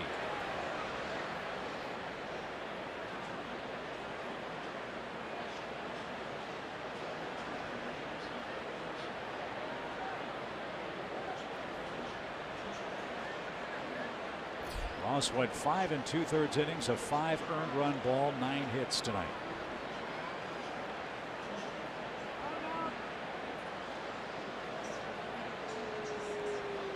So the Braves have been batting for 20 minutes in this 6th inning, and they're not done yet. I just look at the body language of the Nationals. I mean, it's so apparent from up here that there was a lot of defensive frustration. Harper, Rendon pawing around. Murphy had his hands on his knees. Different day, same movie. But still a ways to go tonight. Ender, almost standing on top of the bag, still draws another throw.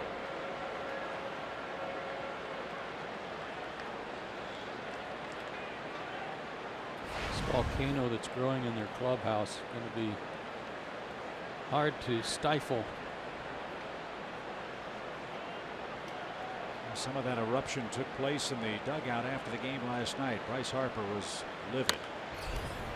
I'll fly out of play. When you win as a team, you lose as a team. But for the offense to score 10 runs and lose a game in such rare fashion, like we pointed out statistically for Atlanta, and the number of blown saves that this Nationals offense has seen has to wear on you. Sure. As you said, and I agree with you, they might have a 15 or 20 game lead if they had not had these big bullpen problems. Upstairs, 1 ball, 1 strike, and this is after Bryce Harper made the final out of the game.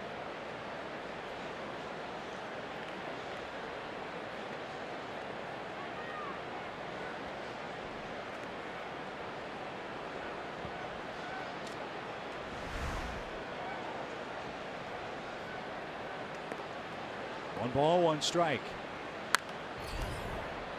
Headed for the seats, right side foul, 1-2. Well, that old Jack Morris theory. Never lost the 10. Good thing he didn't pitch last night. Jack doesn't know what he's talking about.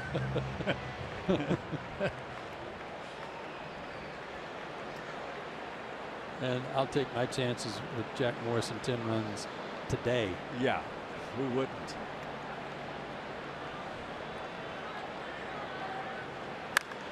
To second. Murphy to his right. Scoops and fires, and that is the inning. It was a great inning for Atlanta. Adams doubled to get it started. Rio Ruiz launched one over Bryce Harper's head into the stands for a 2-run homer. Ender with an RBI hit as well. And the Braves are in front, middle of the 6th.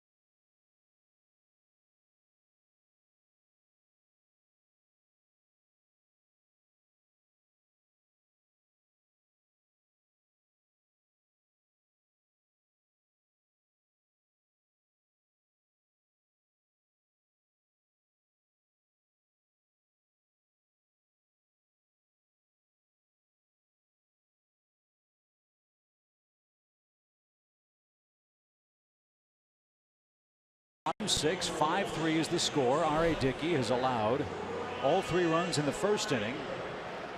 3 of the 4 hits in the first inning, and since has set down 10 consecutive Nationals, with Rayburn, Harper, and Zimmerman coming up for Washington. Big inning for him right here. Heart of their order. Just given the lead. Need a shutdown inning. Won't be easy. And a high strike to Rayburn. 0-1. He has tripled, scored, and struck out.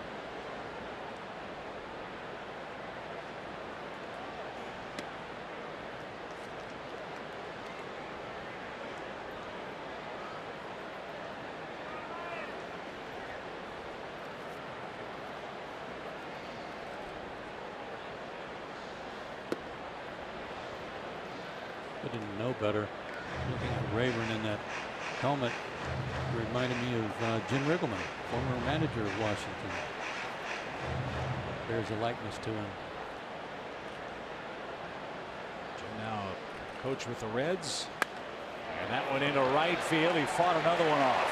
That's exactly what he did in the first inning, isn't it? Got behind in the count, Kind of tomahawked one off the wall and right his first time up.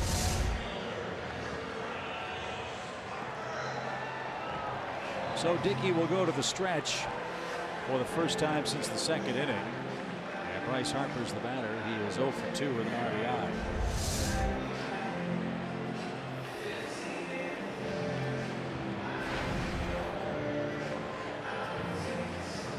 .48 RBIs for Bryce Harper. He's 5 for 24 lifetime against RA. That was close. It was. That was really close.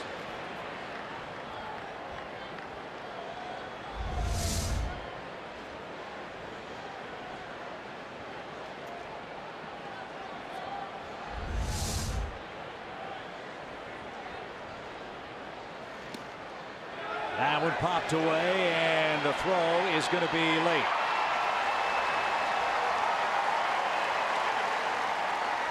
One of the few times one's gotten away from Tyler Flowers in his last 2 outings with R.A. Dickey on the mound.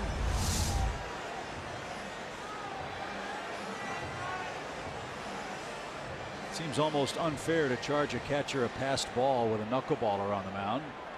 But you have to account for the advance by Rayburn. That's the call. So Harper will at the least try to get Rayburn to third base here. And a strike. Yeah, it'll be interesting to see if he's as willing to do that this time as he was in the first inning. Down 2 runs. I'm not sure I want him giving himself up. I want him hacking.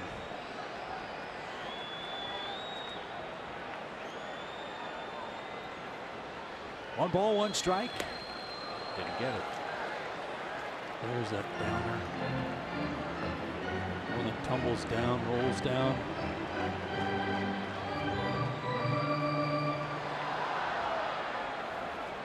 Fourteen strikeouts for R.A. Dickey in his last 12 innings on the mound for the Braves. 6 tonight.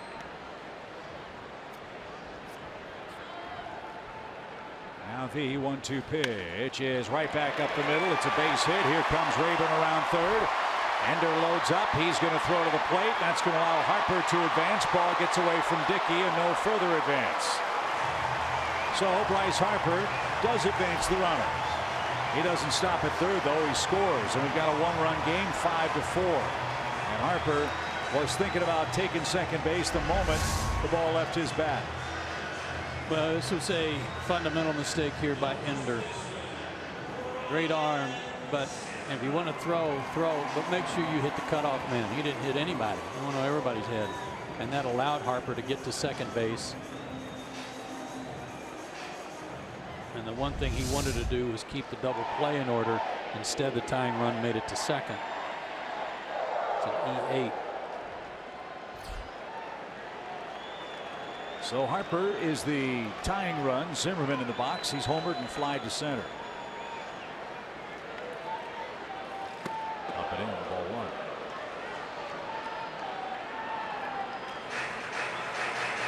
Braves are starting to stir in the bullpen in left center. Guys have been walking around out there, but nobody's up and throwing yet. Dickey's still with a very manageable 72 pitches. See if he can wiggle out of further trouble here. 1 in, nobody out. High fly ball. He won't be able to. This one is long gone, and Washington's back in front.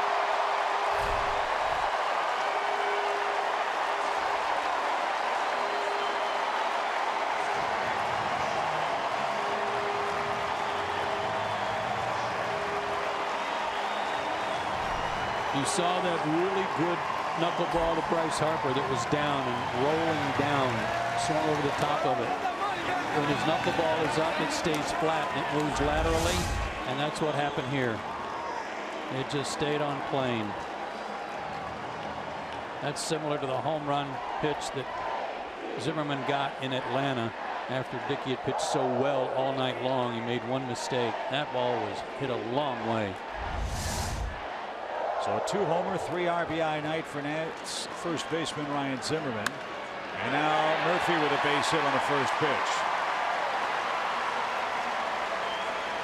4 consecutive hits in the inning. And R.A. was pacing around the mound, now waits for the return throw, and he'll go back to the stretch with Rendon up.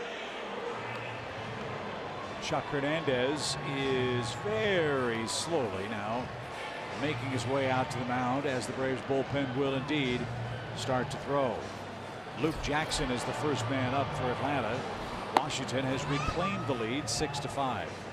Here's why there is so much frustration on the faces and in the clubhouse of the Washington Nationals. This is what they do. They score runs. They pulverize the ball night after night. And when they can't get any support at the end of the game to protect the leads they provide night after night, they're going nuts. They are going ape. They're frustrated. So here they are again. They've come back, given their team the lead back in just a half inning.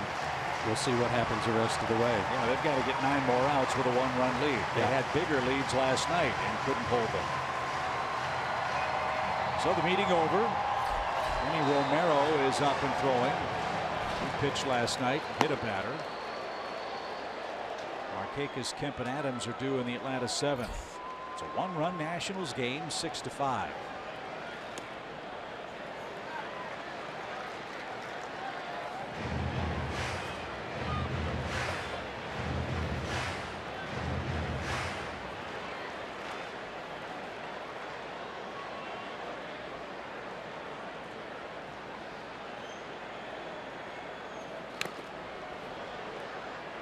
One ball, one strike. R.A. could use a ground ball here from Rendon. Nationals have hit into 45 double plays this year. Rendon's hit into just 3 of them. Yeah, they don't hit into many. Launch angle. Yeah. 1-1 pitch. That's a beauty. 1-2.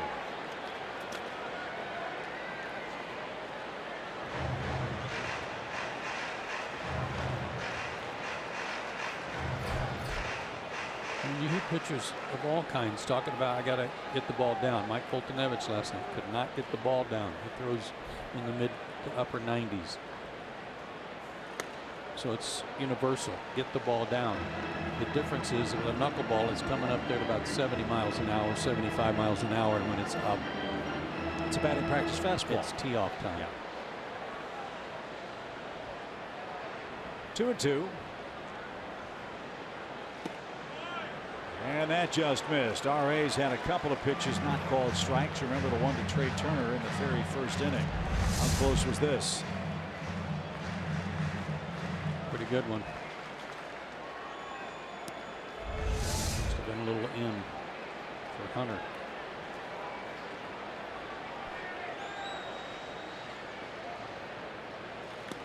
And Rendon hit by that pitch.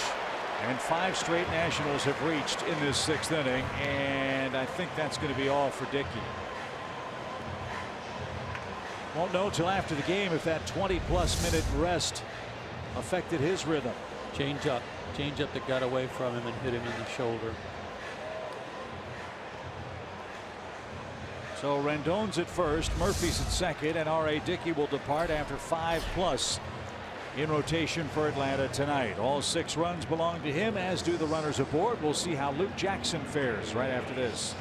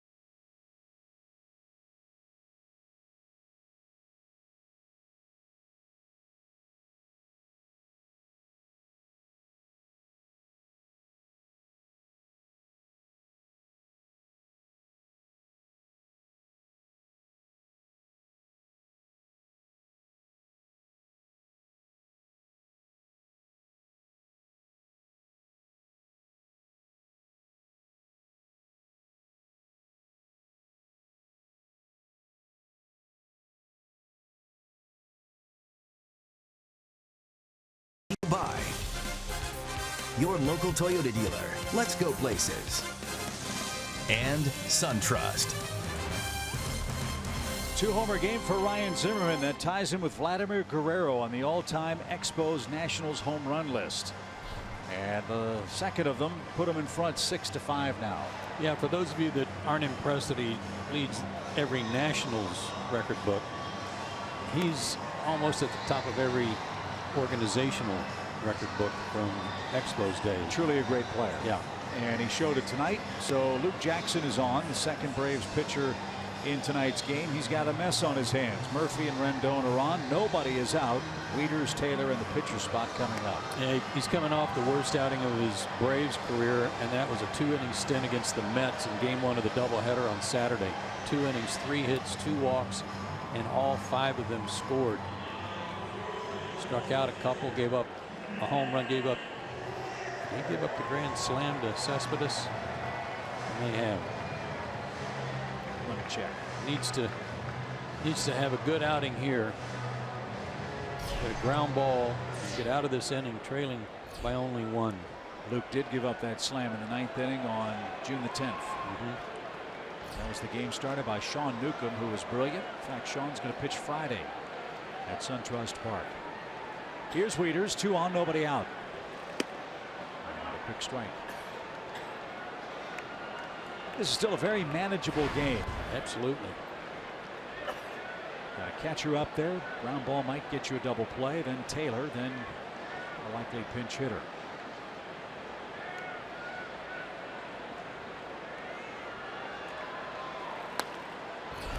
Very late defensive swing by Wieters on a 96-mile-an-hour fastball.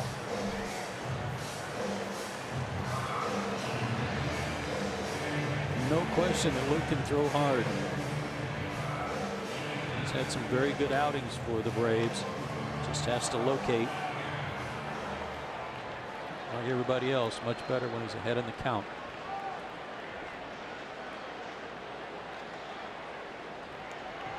Nothing in 2 for Matt Wieters. Line drive into the gap. That's trouble. That ball's off the base of the scoreboard. Now the Nationals have a relay race. And 1 and 2 are going to score. Wieters rips one off the base of the wall in right center. And the Nationals have a 5-run inning.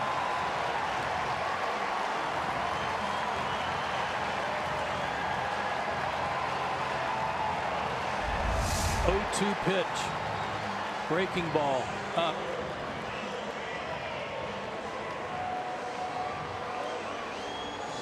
Rendon, the trailing runner, read it great. Give him another 90 feet and he catches Murphy. So close the book on R.A. Dickey. 5+ innings, 8 hits, 8 runs, no walks, 6 strikeouts, and 3 homers. And now a shot. Dansby can't get it. Might have been screened by Wieters. Ender cuts it off. And Washington has him first and third. And now it's Atlanta's turn to have some bullpen problems. And Stephen Drew's going to grab a bat and pinch hit. That may have been knuckling out toward Dansby. Certainly was moving away from him. Still nobody out.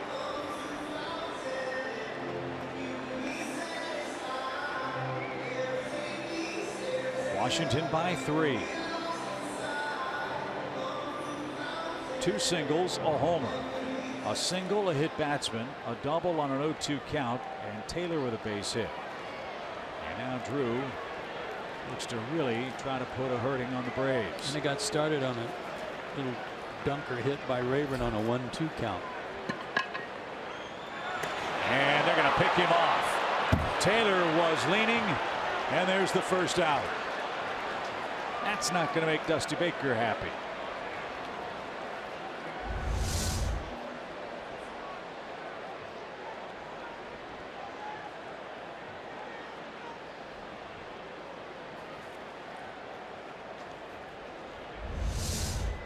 That helps. Infield in.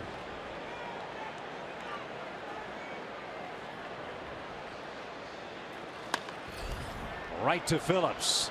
Infield in, saves another run. 2 outs. Now they can back up, and Jackson can try to get Trey Turner, who's 0 for 3. I think I've asked you this before, but for these Nationals who've now had most of them 3 at-bats against Dickey, facing a guy like Jackson the first time, I would think throwing 96 as opposed to 76 is a little more difficult. Yeah, it is. And that's why you saw Wieters so late on that first fastball he saw. He took a curveball first pitch and then fouled off 96. But then he got a curveball up and out over the plate. Would players go down in the hitting cages and tune up the pitching machine? I don't know. I don't think so. Not during the game. Not during the game. 1 ball, no strikes. Mostly because they're more used to this than they are knuckleball. So how long does it take? One pitch. 1 pitch, 1 swing, and the computer's reset. 1 pitch. Isn't that amazing? Yeah, it is.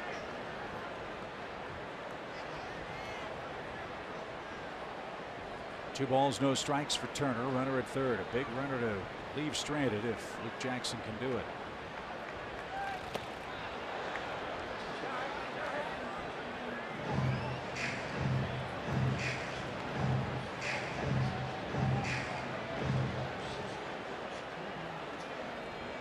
So I gave you Dickey's line. Trevor Gott went a third of an inning, allowed a hit. He'll be taken down. Kenny Romero, a left-hander, is still throwing in the pen. Swing and a miss. 2-2.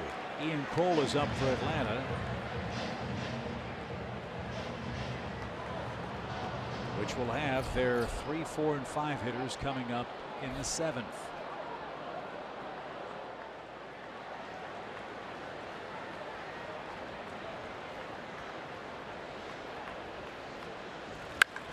Line, oh, what a pick. Rio played it to the side and got his man. A missile off the bat of Trey Turner, and that saved a run.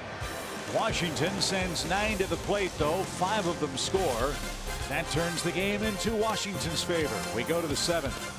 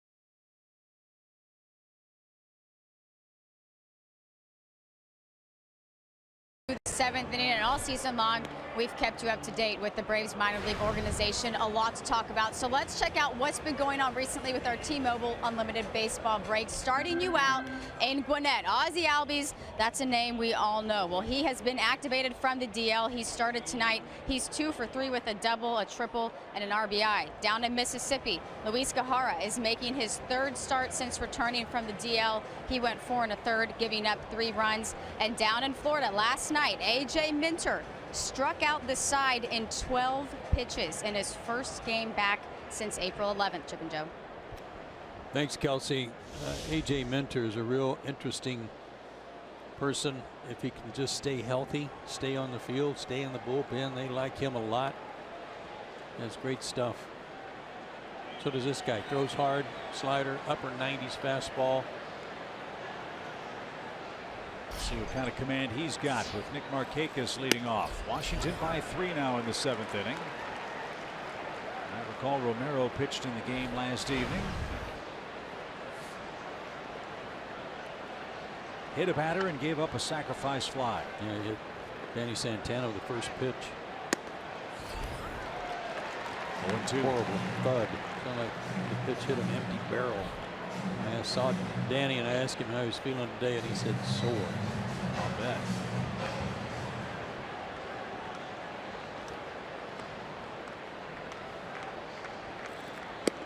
Strike 3 on 3 pitches. So far so good for the Washington bullpen. They've seen 2 hitters. They've seen 3 hitters. They've retired 2 of them. And by recent experience, that's progress.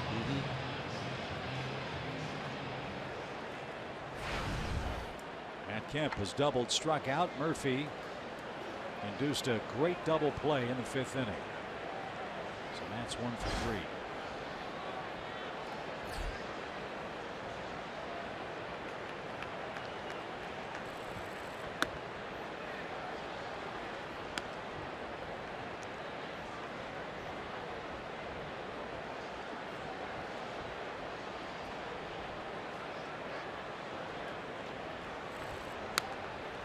Foul back. Little known fact about the Nationals left-handed reliever. He's the 3rd of 3 children. He's got 2 sisters, Ellie and Emmy.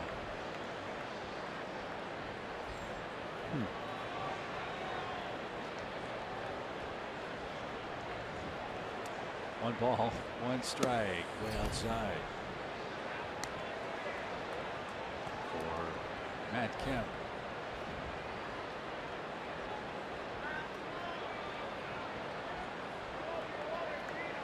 Base is empty in the Atlanta 7th.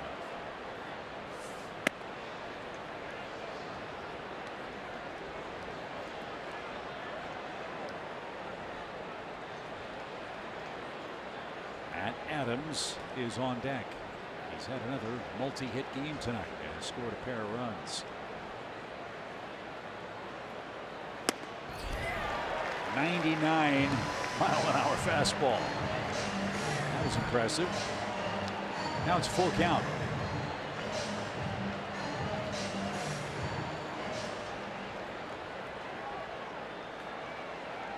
Gonna try it again. And he missed with it. If you weren't with us last night and saw the Nationals bullpen meltdown yet again, you missed us talking quite a bit about the struggles they're having. National League ranked last in ERA and hits allowed per 9 innings. 12th out of 15 teams in homers. Last in average against. They have a multitude of guys who have recorded a save because Dusty's had to rotate that spot just to find somebody that's hot.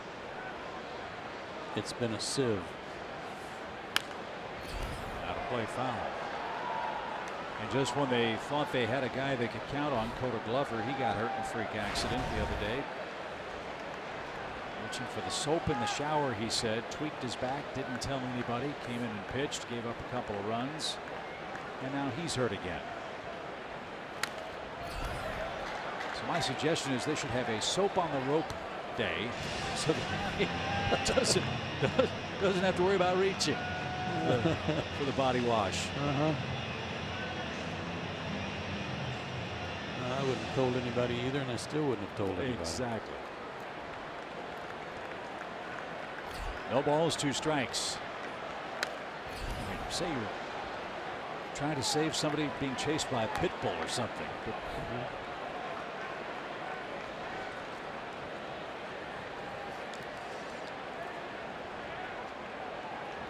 Matt's got a fight on his hands here, down 2 strikes to Romero throwing 90+ miles an hour.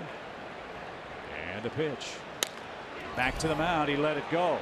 Turner will step on the bag. Throw to first in time. Wise decision by Enny Romero. I'll say it was.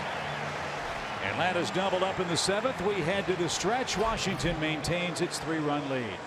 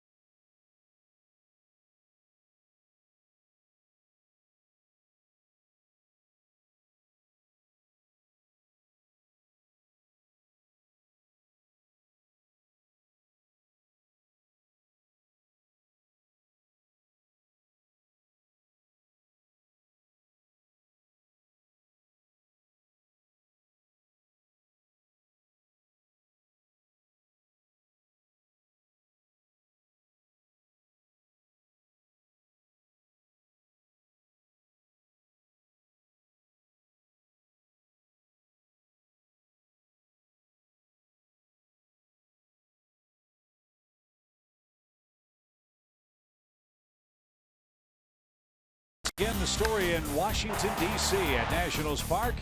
Home run balls are flying out again at a furious pace. Big hit by Dansby Swanson. R.A. Dickey had the knuckleball dancing in the middle innings. He at one point retired 10 in a row, but Ryan Zimmerman with a 2-homer, 3 RBI game. Washington with 5 runs in the 6th inning has gone in front, and here's your Infinity game summary. Yeah, that lead was too short-lived. Rio coming through with a 2-run homer to put the Braves on top, but the heart of their order did the number on Dickey that 3rd time through there in the 6th. He batted around. And as we say so many times with this Nationals club, it seems like guys named Harper, Zimmerman, and Murphy are up just about every inning, and a couple of them are coming up here in the 7th. Rayburn will get it started. He's 2 for 3, 2 runs scored. Harper has knocked in a couple of runs. Zimmerman's knocked in 3. That's the first 3 for Luke Jackson. Nice catch. Hits are even at 10 apiece. Washington leads 8-5.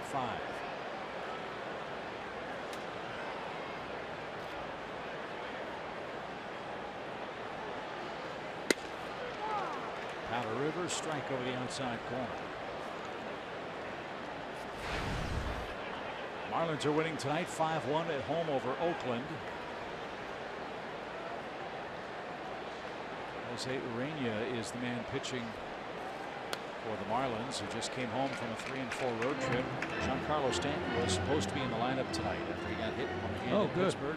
Good. And they're playing an Oakland team that has shot itself in their own foot a lot. 62 errors for the A's. Really? In the first 2+ months of the season. No balls, 2 strikes. Braves will see Oakland on the next road trip. Hit toward short. Dansby's got it. Turns it loose. And Adams with a nice scoop on a short hop. Good play. Rayburn's retired. He's 2 for 4. Yeah, the Braves already made our trip to San Francisco. We didn't have the same good fortune that the Nationals did. Washington got to go to San Francisco, and they also had an interleague matchup with the A's. They got to spend a week in San Francisco and Oakland. That's tough duty. They then went to Los Angeles before coming home for this homestand. End of the line for Luke Jackson. It'll be Bryce Harper facing Ian Kroll in a 3-run Washington game in the 7th inning.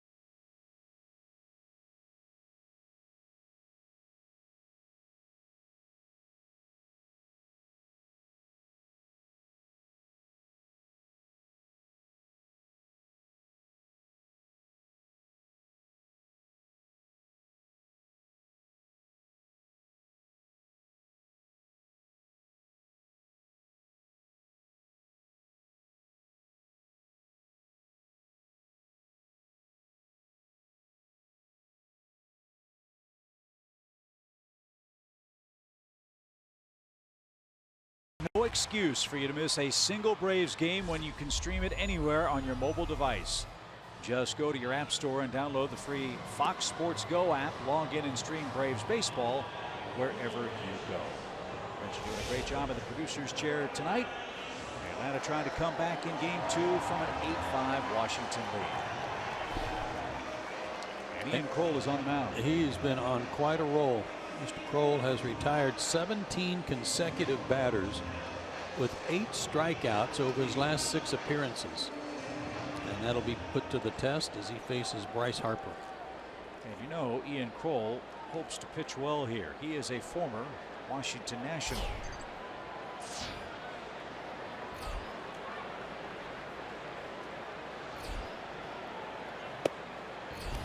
Kroll was originally in Oakland A.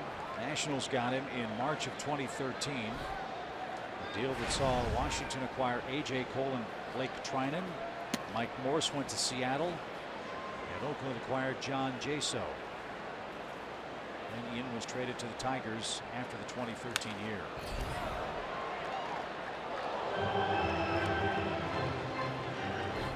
One ball, one strike for Bryce Harper.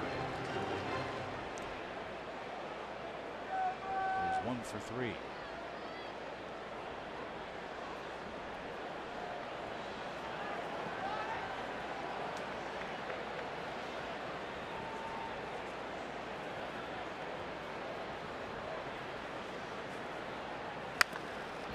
That's ripped foul.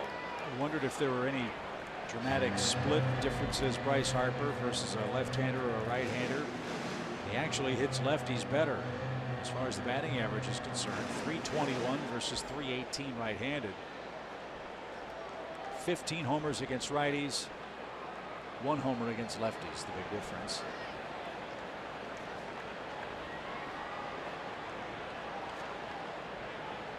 And the 1-2 is stroked towards second. Phillips surrounds that. Harper's retired, and there is out number 2. So it's 18 in a row retired by Kroll. Let's see if he can get Zimmerman, who's had another mammoth game against the Braves tonight. I mean to tell you, the 2 home runs he hit went a long way. 3 days rest did him some good. I would say his back's in fine shape.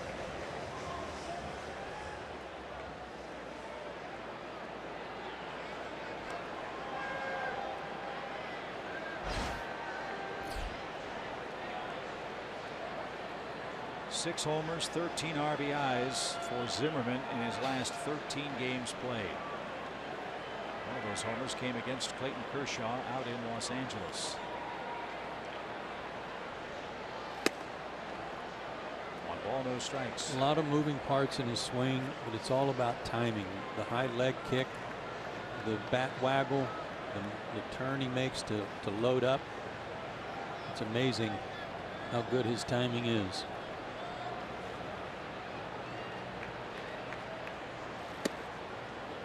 Washington really has to be thrilled that Zimmerman's taken to first base as well as he has. Remember, he was a third baseman and had all those shoulder issues, the throwing problems. And Zimmerman's under contract for at least a couple more years in Washington at big money. At this point in his career, first base is the only defensive position he can play.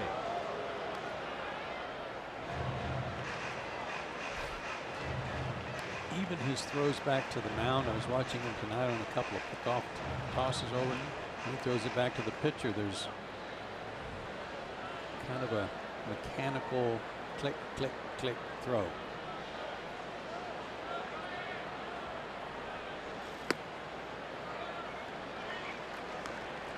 Three balls and a strike. Cubs are all over the Mets, 12-1. That game's in the 7th inning in New York. Pirates lead the Rockies 5-1. Brewers have taken a 5-2 lead over the Cardinals in game 2 of their doubleheader.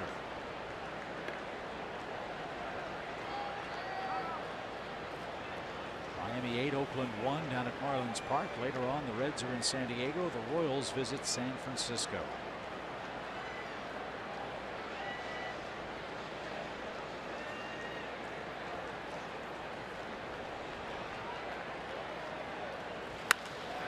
Line drive to left. Another hit for Zimmerman. So that snaps Ian Kroll's 18 consecutive hitters retired streak. Still very impressive work for Kroll. A 3-hit night for Zimmerman. And now Daniel Murphy is the hitter. Well, if you're going to lose your streak, I guess you don't mind losing it to the guy who's leading the world in hitting. 3 more hits for him tonight. And that was on a 95-mile-an-hour heater. that appear to be up and in.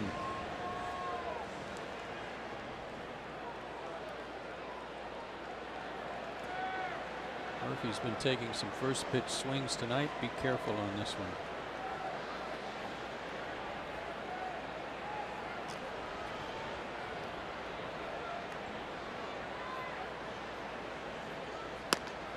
No chance with that one. It was way up and away.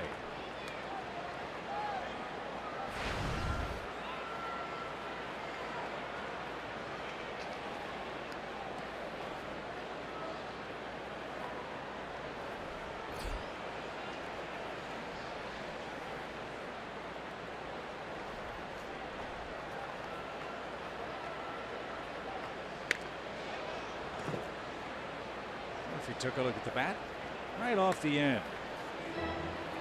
And even count for him. Washington got 3 in the first. The Braves answered with 2 in the fourth on a Dansby double. Leo Ruiz hit a homer in the 6th, part of a 3-run inning for Atlanta, which led 5-3. The Nationals, though, got 5 runs right back in the bottom of the 6th inning. They sent 9 men to the plate. 5 straight hitters reached against R.A. Dickey. 3 singles, a homer, and a hit batsman. Rick Jackson came in, gave up a 2-run double to Matt Wieters on an 0-2 pitch. No further damage. No further damage here in the 7th. Yeah, but that one really hurt. I mean, there wasn't an out yet in the inning, so who knows how it would have all turned out. That 0-2 double drove in 2 runs to make it 8-5 really hurt. Murphy behind in the count, a ball and 2 strikes. It's off the plate.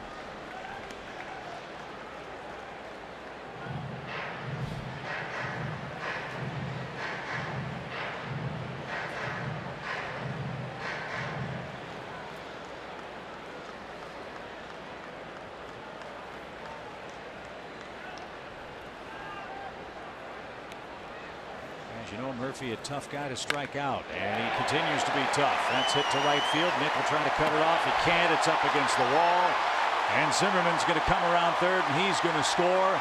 Murphy adds to the Nationals' lead. He's got 3 hits.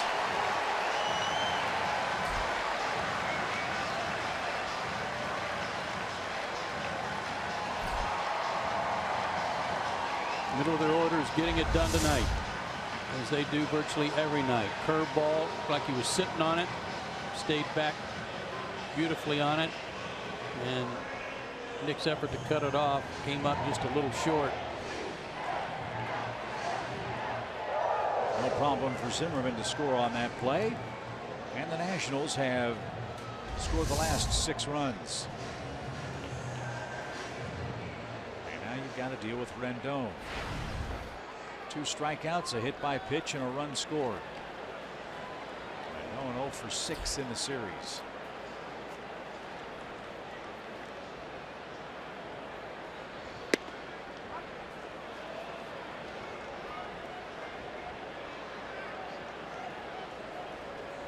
We will see the Nationals in exactly 1 month. Right before the All-Star break. Final 4 games before the All-Star festivities in Miami. And a liner caught by Brandon Phillips. Rendon is out of luck. Washington adds another run with 2 out hits. Daniel Murphy a double makes it a 9-5 game. Let's send it back to Rebecca in Atlanta with tonight's big story.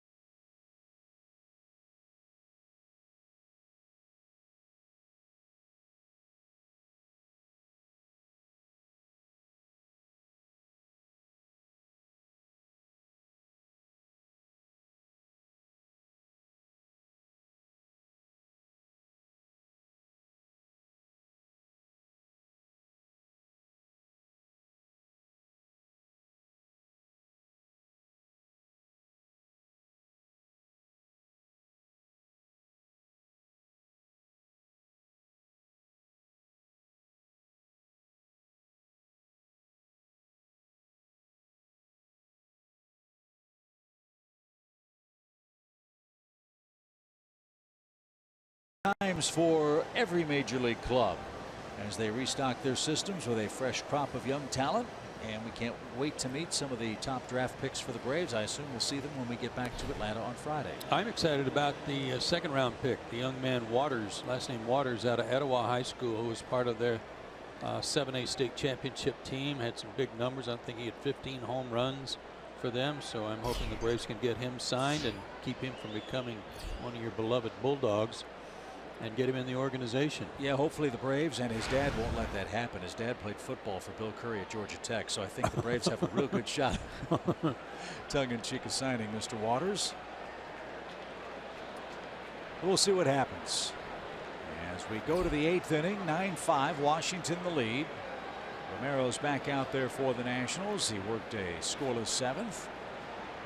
It's the 8th game head-to-head, Atlanta and Washington. In the first 7, the Washington bullpen has had scoreless games in relief in just 2 of them. So that gives you some hope.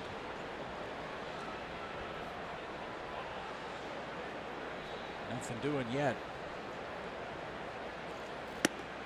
As that missed inside. 1 ball, 1 strike.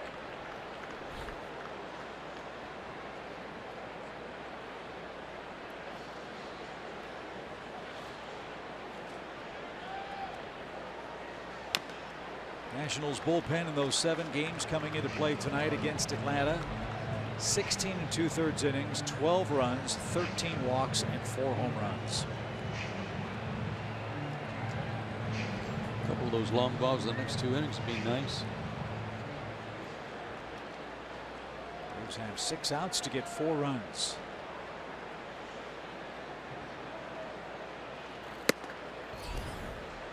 Two and two.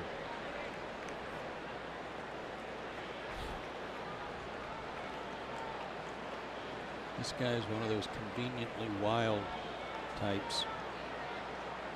You don't dig in a whole lot against him.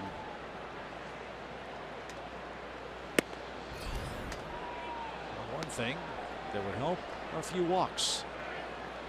Some in Washington have derisively called this kid Anywhere Romero.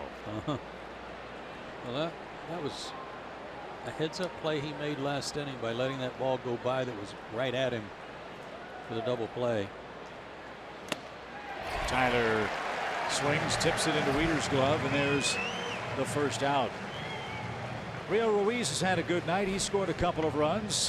His homer in the 6th is our Cricket Wireless something to smile about moment of the game. Well, he didn't miss a hanging slider, launched it deep into the seats. Drew a walk and scored in the 4th inning. Good night for him. And a heck of a play at 3rd too on a hot smash.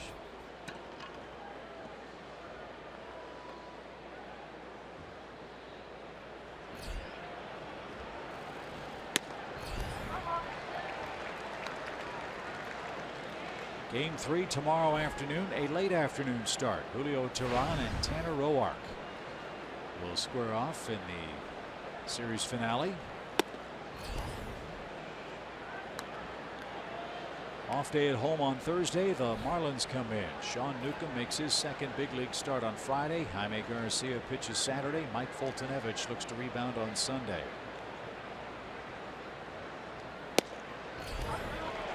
Now Romero pumping strikes to the left-hand hitters. 1-2 the count.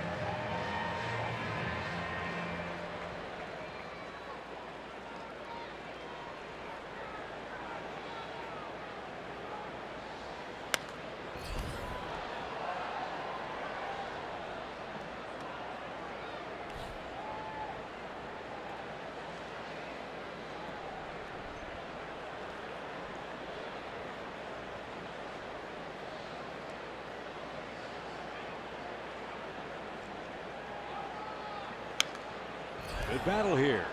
Go kid. 1 ball 2 strikes.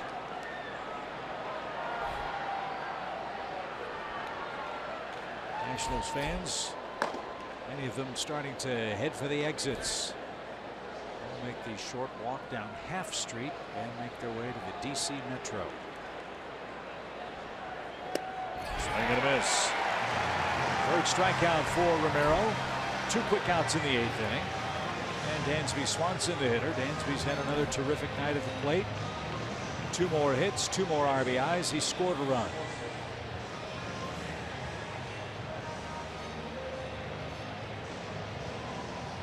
Was this a big sigh of relief so far for Dusty Baker to have Romero pitch 2 innings, at least so far. Dansby's added 7 more points to his batting mark.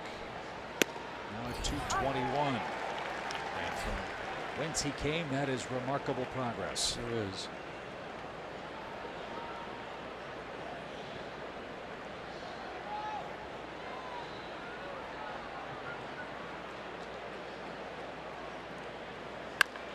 To third, Rendon, great play. Zimmerman could not hold the bag. Infield hit for Swanson, a 3-hit game.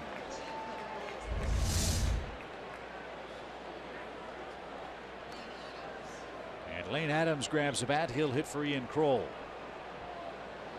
Joe West trying to line that one up. It looked like Rendon even took a peek over his right shoulder to see if he had ruled it fair or foul before he threw it.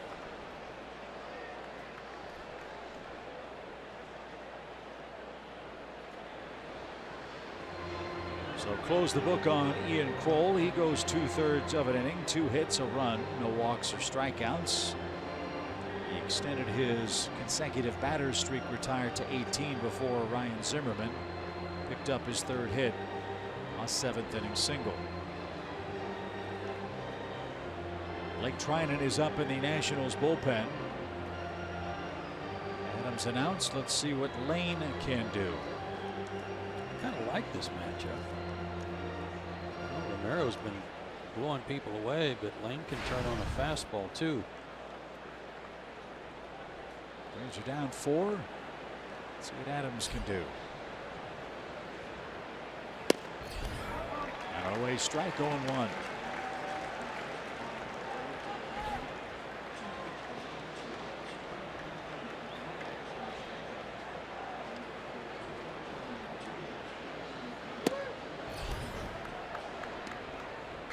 Now if Adams can reach, then you got NCRT and Phillips to follow. Let's see what happens here with the 3rd pitch of the sequence. 1-1 the count.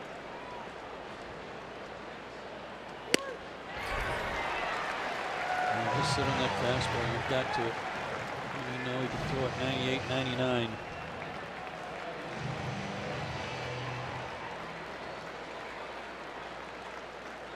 One ball, 2 strikes. Here it is. Swing and a miss. Eddie Romero with upper 90s heat and a fist bump, and well deserved. He was impressive. 4 strikeouts in his 2 innings of relief. And you're right, the Nationals breathing a sigh of relief.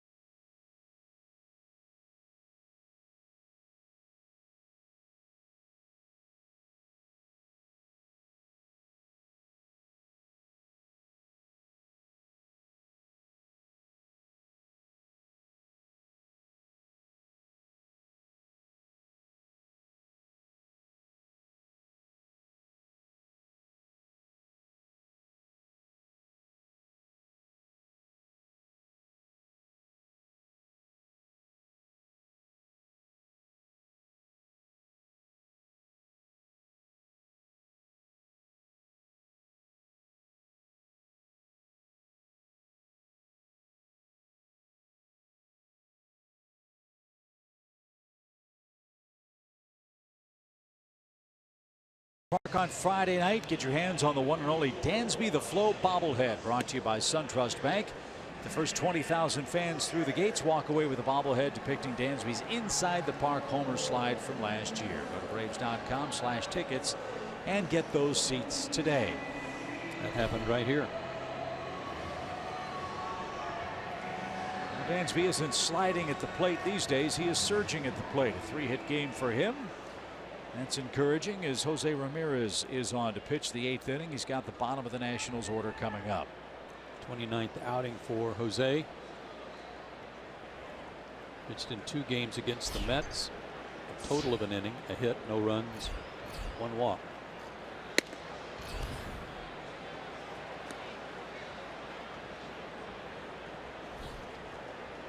There is no relief in this Washington lineup. No, there's no soft spots. And Wieters with a big hit. Brought in 2 more runs. Part of that 5-run 6th inning against R.A. Dickey, who had set down 10 in a row. Braves in their top of the 6th inning.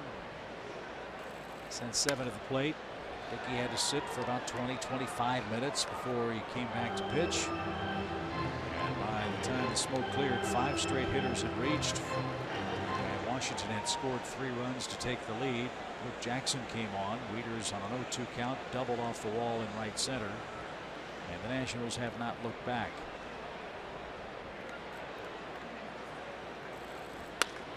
Ground ball. Phillips, backhand play, jumps, throws, a beauty. Dusty Baker's seen that action before. He used to manage Brandon Phillips. In fact, tried to acquire him here in Washington.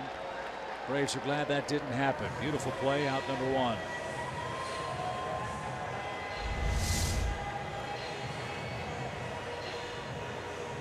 Still got it. Good play. You know, after 2 nights of watching pitches, and there's another one. Boy, we've seen an abundance of high pitches. Foltynewicz couldn't get the ball down last night. It's hard to say about Dickey because of the knuckleball, but when he got hurt, his knuckleball was up. We're not seeing hardly any good fastballs at the bottom of the zone. And most of the pitching mounds are supposed to be uniform. They're supposed to all be the same height, of course, but they could vary a little bit in their slope. That's walloped down the line. That ball is off the fence and rolling back toward the infield. Michael Taylor with a thunderbolt double with 1 out.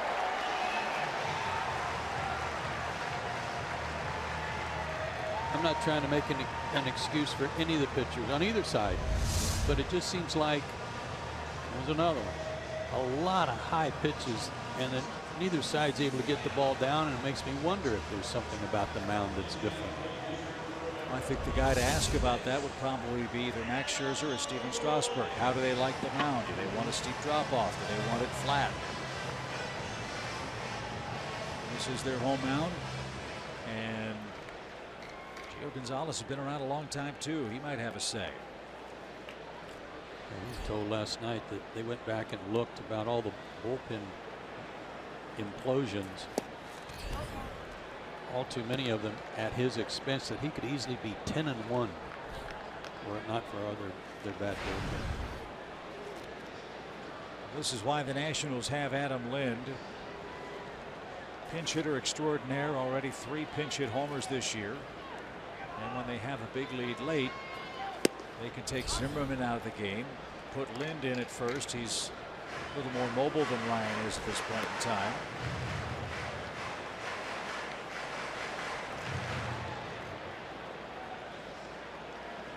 Lind started the game last night.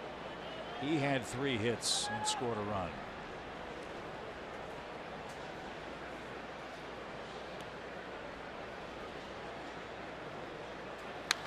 With all due respect, if you're a major league hitter and you've played in this series and you don't have 3 hits, you might need to go to the doctor and find out what's wrong, because the ball is flying all over the place. I need some MRIs. Watch Lind's hands Not too many guys in the big league start with their hands real low. He does, but as the pitch is about to be delivered, his hands are moving back and up.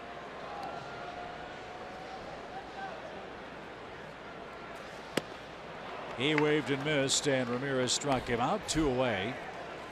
And Trey Turner's coming up. Knock on wood, Turner has a rare 0-for against Atlanta.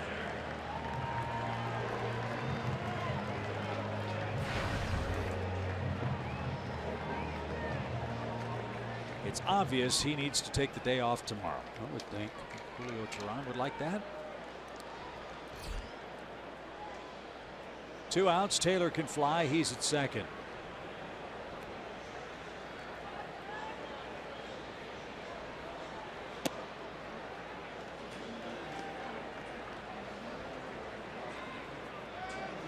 The only National starters tonight without hits are Trey Turner and Anthony Rendon. Rendon, though, reached by a hit by pitch in the 6th inning and scored a run. Ground ball right side. Phillips can't get it. Here comes Taylor. Markakis can't field it cleanly. It wouldn't have mattered. And Turner does it again. He brings home Taylor with his 29th RBI, and the Nationals have doubled up the Braves. Only keep that guy down so long. Where's that pitch? Up. Yep. Big high bouncer. The only chance was if Brandon dives for that ball and knocks it down. I don't think he could have got to it even then.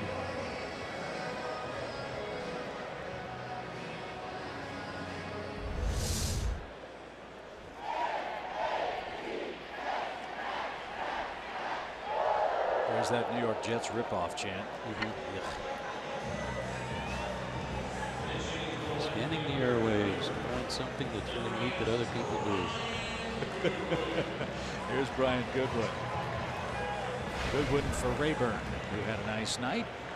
Rayburn went 2 for 4.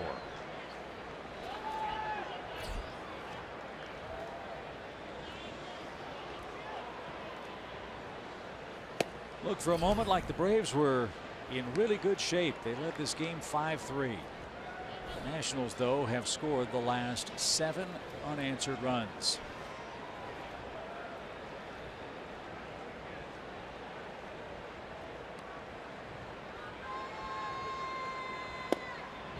That's a strike.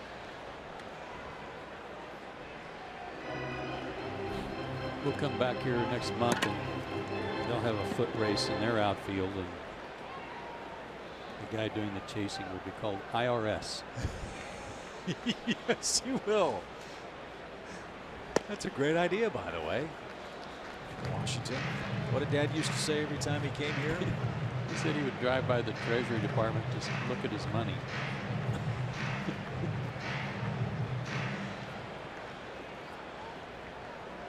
2 balls and a strike. Fouled straight back.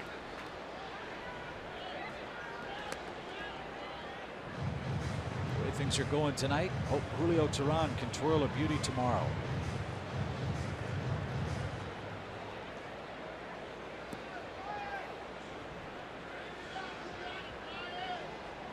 Most of Julio's great work has been away from SunTrust Park, although Julio in his last 2 has been excellent on his home mound.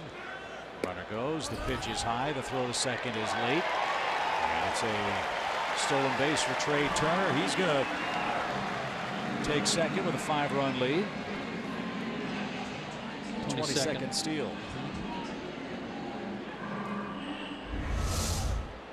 Big lead, good jump.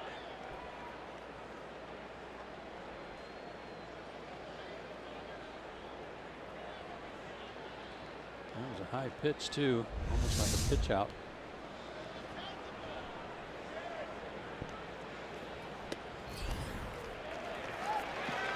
So Ramirez not crisp tonight. He's going to have to face a 6th hitter.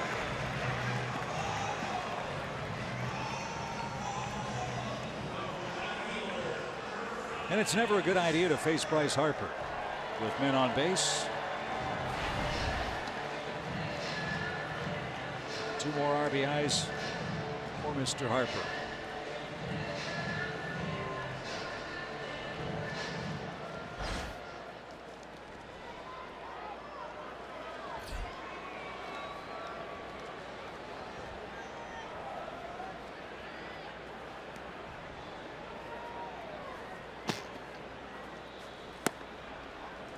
Downstairs, ball one. Julio's coming off a 6-inning, 4-hit, 1-run performance against New York. It was that thrilling walk-off win when Dansby Swanson doubled and Rio Ruiz singled him home off Josh Edgin. Well, let's not forget that this is a team that's been his nemesis, though, in recent days.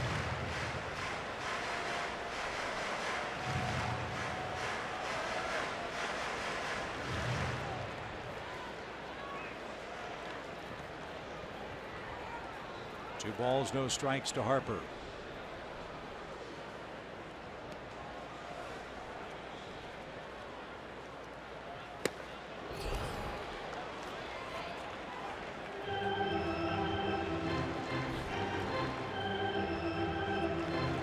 Julio 3-4 with a .457 career mark against Washington. His last victory against them April of 2014. So he is long overdue. Long overdue. Tanner Roark is always tough against the Braves as well. We'll see what happens. First the pitch. High fly ball to center. That one's curling toward Ender. He's there. He's got it.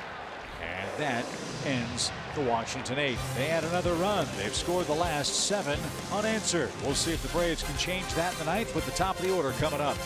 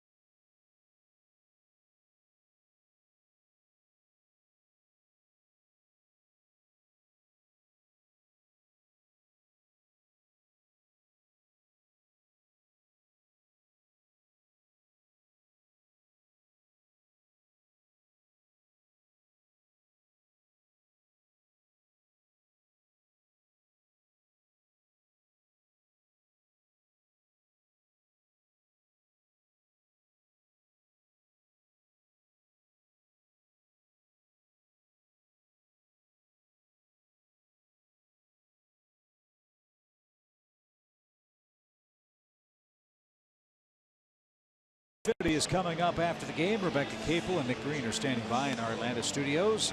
Atlanta is hoping to make another miraculous comeback, this time in the 9th inning against Sean Kelly. They need 5 to tie, 6 to take the lead. And Mr. Kelly's had his share of problems in relief, as you know, for Washington. A gaudy .716 earned run average. He's one of the culprits. He's one of the guys that they've given opportunities to on numerous occasions to be the closer, and he has 4 of them. But things haven't gone his way. Good numbers against left-handed pitching. I mean, left-handed hitting, excuse me.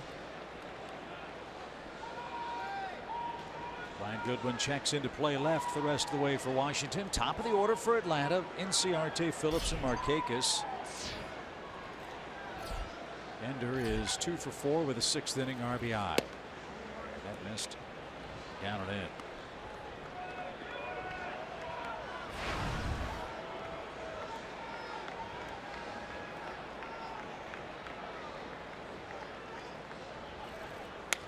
Swing and a shot down the right field line. That's out of play.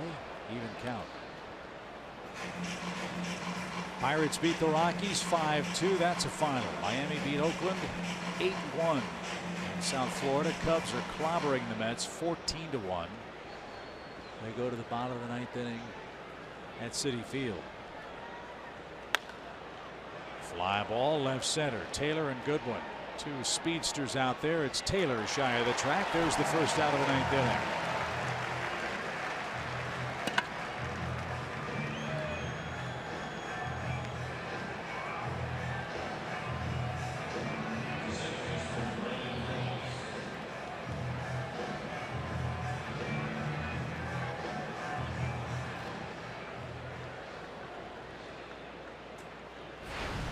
Brandon Phillips 2 for 4. He doubled in the third, singled in the fifth. 10 hits for Phillips and 28 at bats against the Nationals. In 2017, big swing and a miss.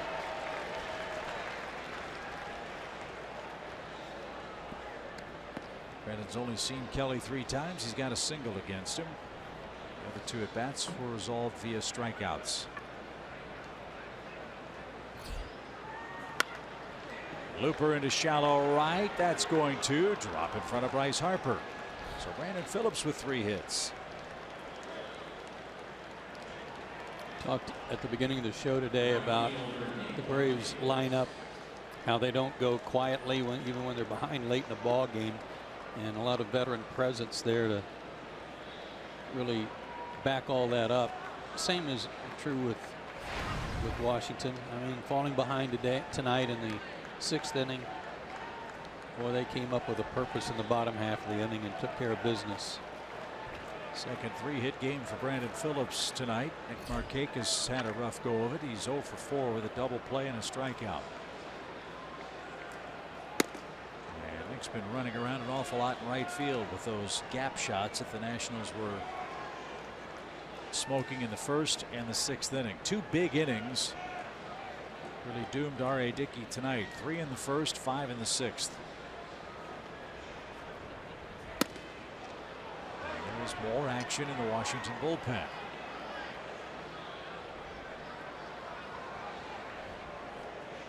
Trinan and Perez are the Nats relievers throwing now.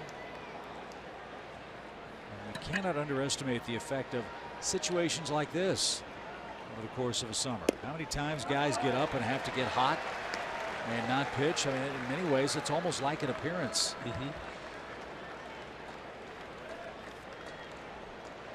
Trinan's been up earlier tonight.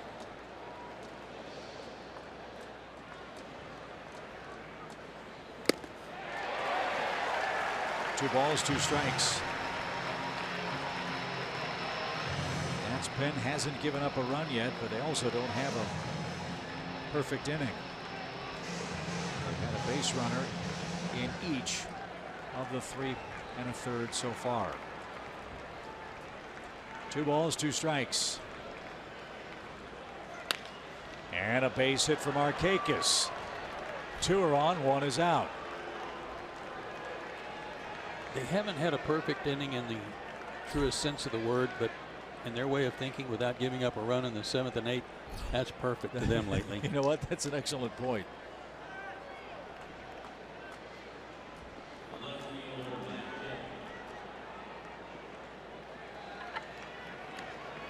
Matt Kemp's the batter.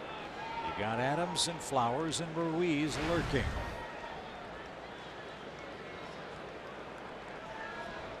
As Joaquin Andujar once said, you can sum it up in 2 words: you never know. 13 hits for the Braves again. And a swing and a miss for Kemp.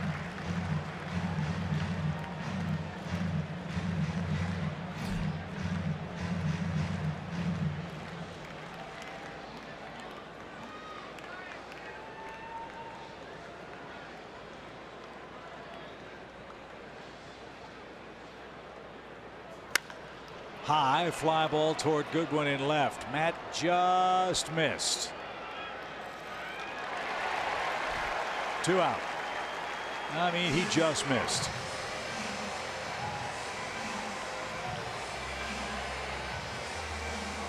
So it's Kelly versus Matt Adams with the game on the line. Let's see if Matt can keep it alive.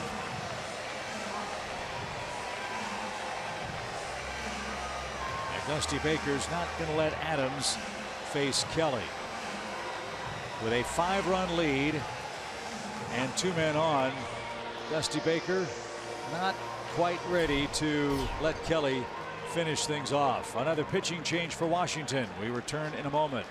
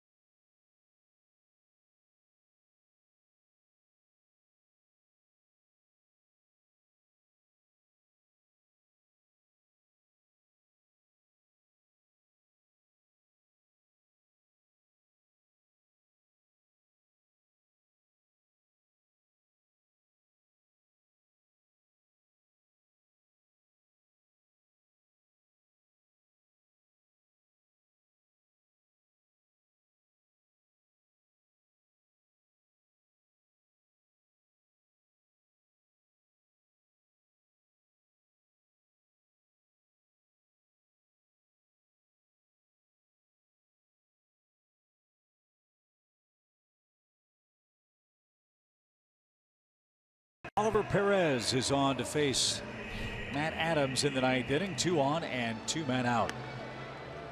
And you just saw one of his many deliveries that he will offer to Matt Adams. 21st game. Almost a 5 ERA for this guy, but he is a specialist to get left-handed hitters out. And one thing that he's done very well, he's 2nd in the National League in inherited runners scored percentage. He's inherited 14 runners. Only 1 has scored. And he's got 2 out there right now that belong to Kelly. Dusty Baker wants to end it right now. If Perez can't, he's got a right-hander ready for Tyler Flowers, who waits next. And a strike. Drops down. Whirling dervish spin move. Out of the stretch. Over the top. He's got it all. Adams has a walk and a strikeout against Perez lifetime. And just like that, it's 0-2.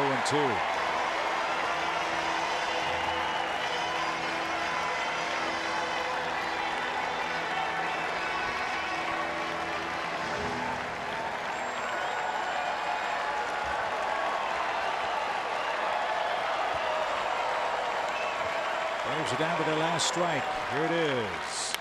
Adams scorches one towards center. Taylor retreats. He's got plenty of room. And that's your ball game. The Nationals, with 3 1/3 innings of scoreless relief work, turned a 5-3 deficit into a 10-5 win thanks to a 5-run 6th, single runs in the 7th and the 8th innings. And they beat R.A. Dickey, Joe, who falls to 0-5 against the Nationals in his last 5 decisions. Yeah, the Braves mounted a nice comeback. They got a couple of runs, got 3 runs in the 6th.